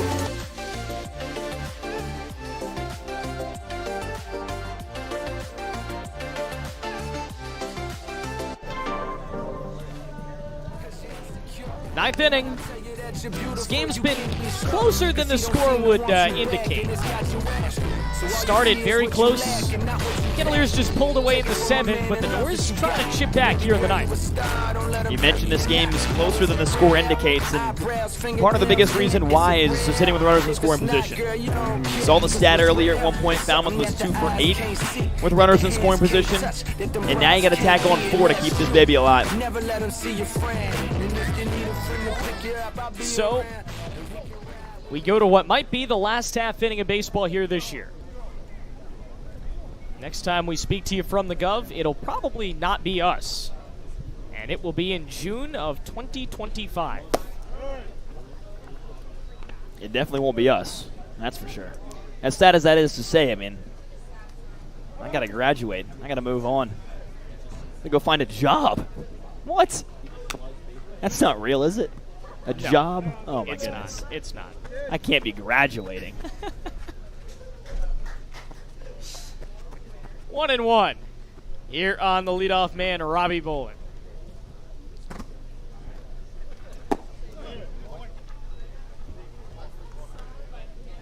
They usually, the way that they work opening day, they try to rotate which teams are home every year. If you're away one year, you're usually home the next.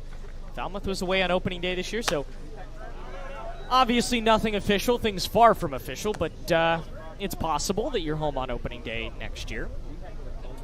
Get to start a new era of Doors baseball at the Gov. Just as they drew it up, right? Absolutely. The last 4 Commodores have struck out. Not now, a line over to short. Good contact from Bolin, just right at Hansen for out number 1. We should note we do have Lamar tomorrow. Hope you'll join us on the radio for a 6 p.m. first pitch. We'll have the series finale of Schiff Notes, talk about everything that Schiff has learned in his summer in Falmouth. Talk to some players about what they've learned as well. And the Doors will close out their season against the Wareham Gatemen. Ain't another game you can play spoiler. For them, yeah. You're right. Should be a big one for them. Going to need to win to maybe get that home playoff game. We've talked about how tight this 1-2-3 is in the West Division. Why not go play some spoiler ball?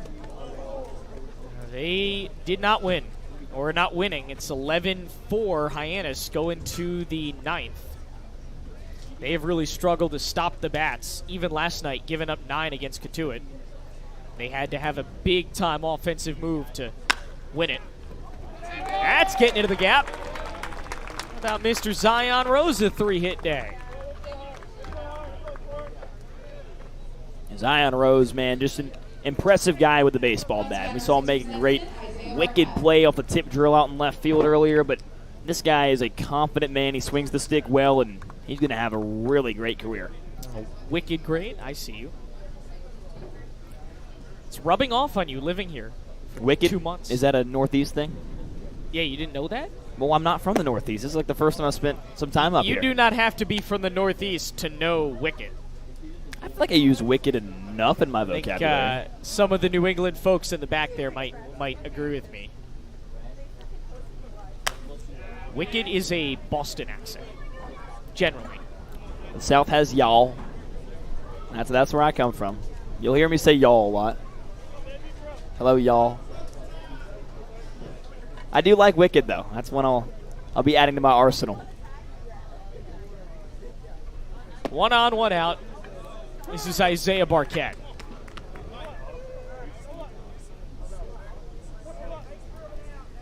New pitcher for the Kettleers, Martzolf. The runner on base. That thing's going flying. Oh my goodness. That got some air. 2 strikes on Zay. Wow. Did it break? That's crazy. Oh. That was a little scary. You see the back kids rushing for cover there in the back. Oh my goodness. How many times have we seen that from a Commodore player here at Gov Fuller Field? I can think of 3. Barquette, Caraway, Turley. Yeah, you're right. It's happened on the road once or twice as well. Yeah.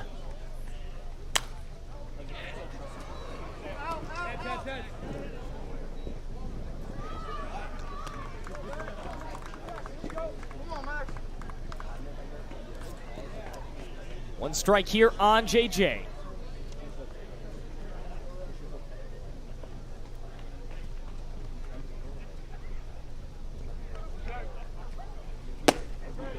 Now 2.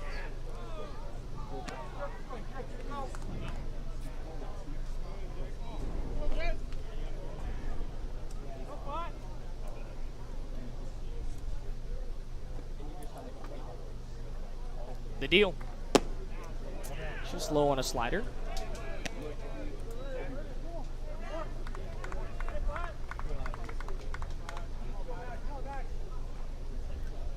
Poland led off the inning with a lineout, and then Rose was able to single before Barquette was retired. Now Jason Jones in a 2-strike count. The Doors down to their final out of the night.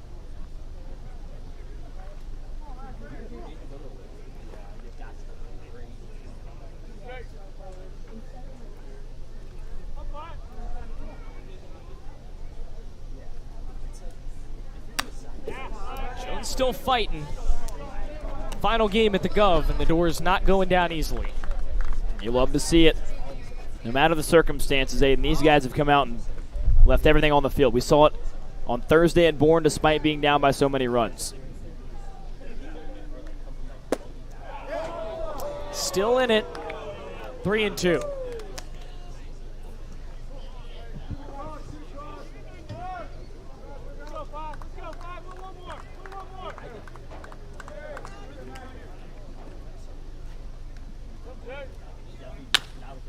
Lifted towards center. On his horse. Making the play, Davalin. And the Kettleers win the final game of the season at Gov Fuller Field.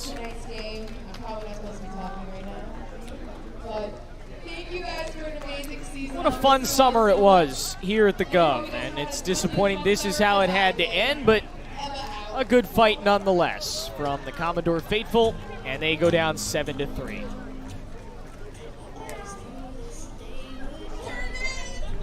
Let's take a break. We'll continue our post-game festivities coming up after this.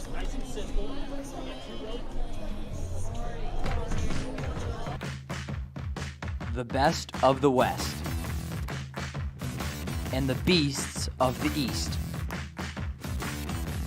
Coming to Falmouth this July, it's the 2024 Cape League All-Star Game, presented by Milton Cat.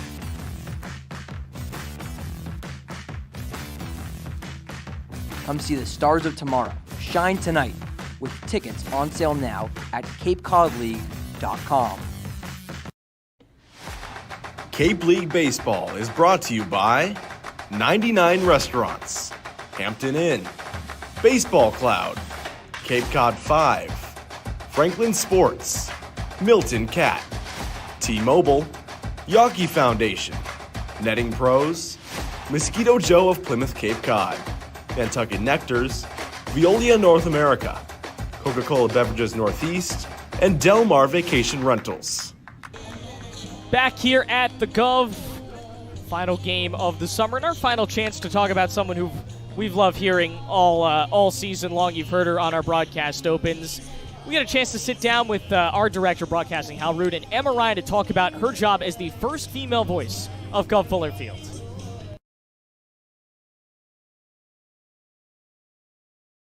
Hi, my name is Emma Ryan, and I am the PA announcer here for the Falmouth Commodores. No, I had no idea I was the first female announcer. I actually found out from when they posted me on the Instagram.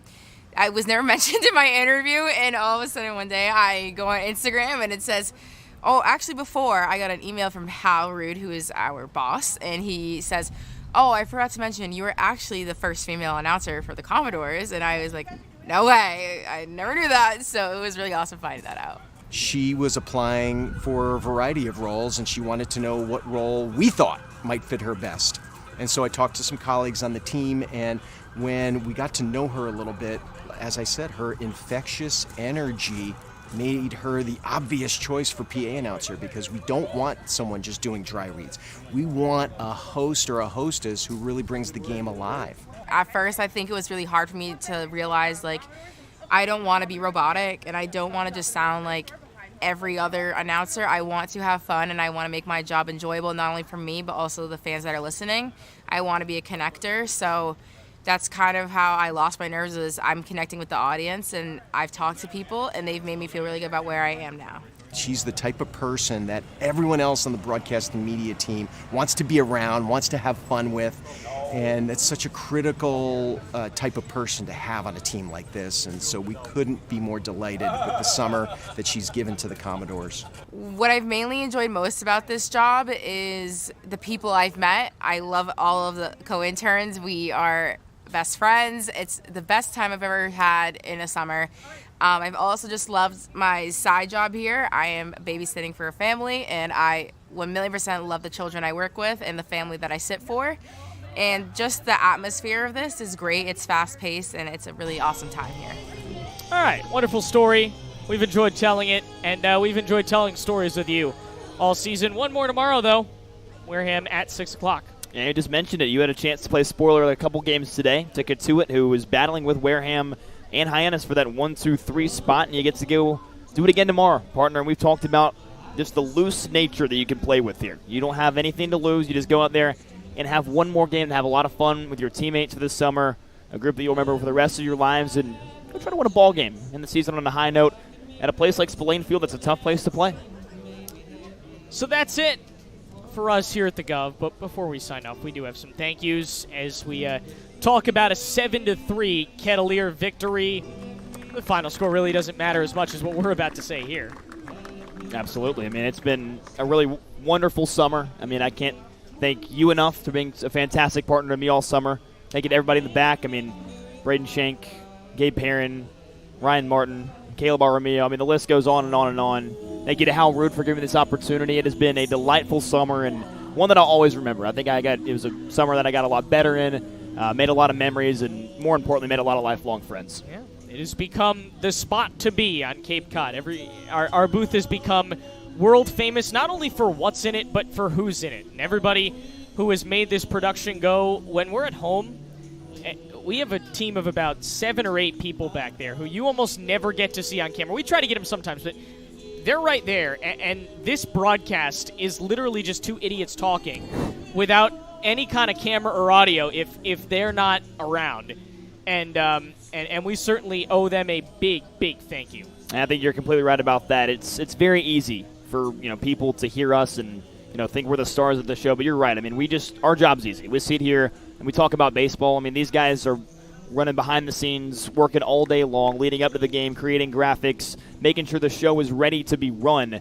And they make things completely smooth, make us look really good, and more importantly, just deliver a world-class broadcast at a collegiate level. I mean, this is not done really anywhere else in the country, and I'm so proud of the guys on our team, the dedication, and just the attitude that everybody comes into work with every single day. It's been a really fun crew and a crew that I'm really going to miss. And thanks for hanging out with us. There is one more thank you. There's our wonderful crew. They've been so terrific.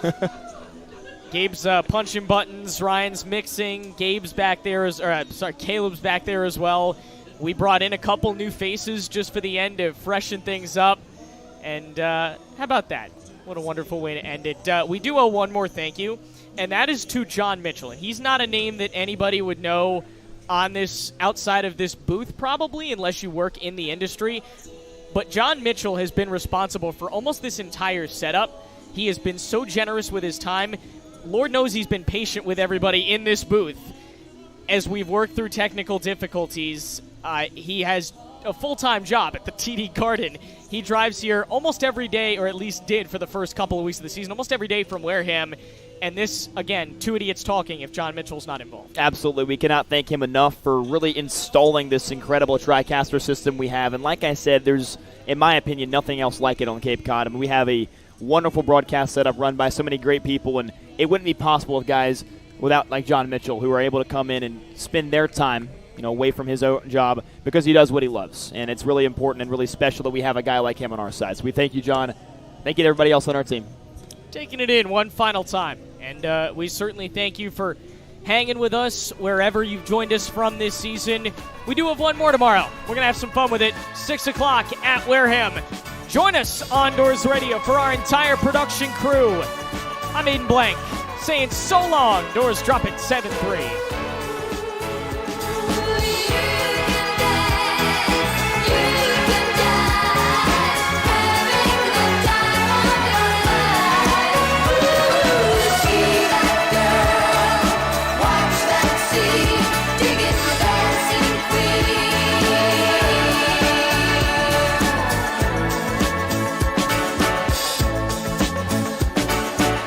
Friday night.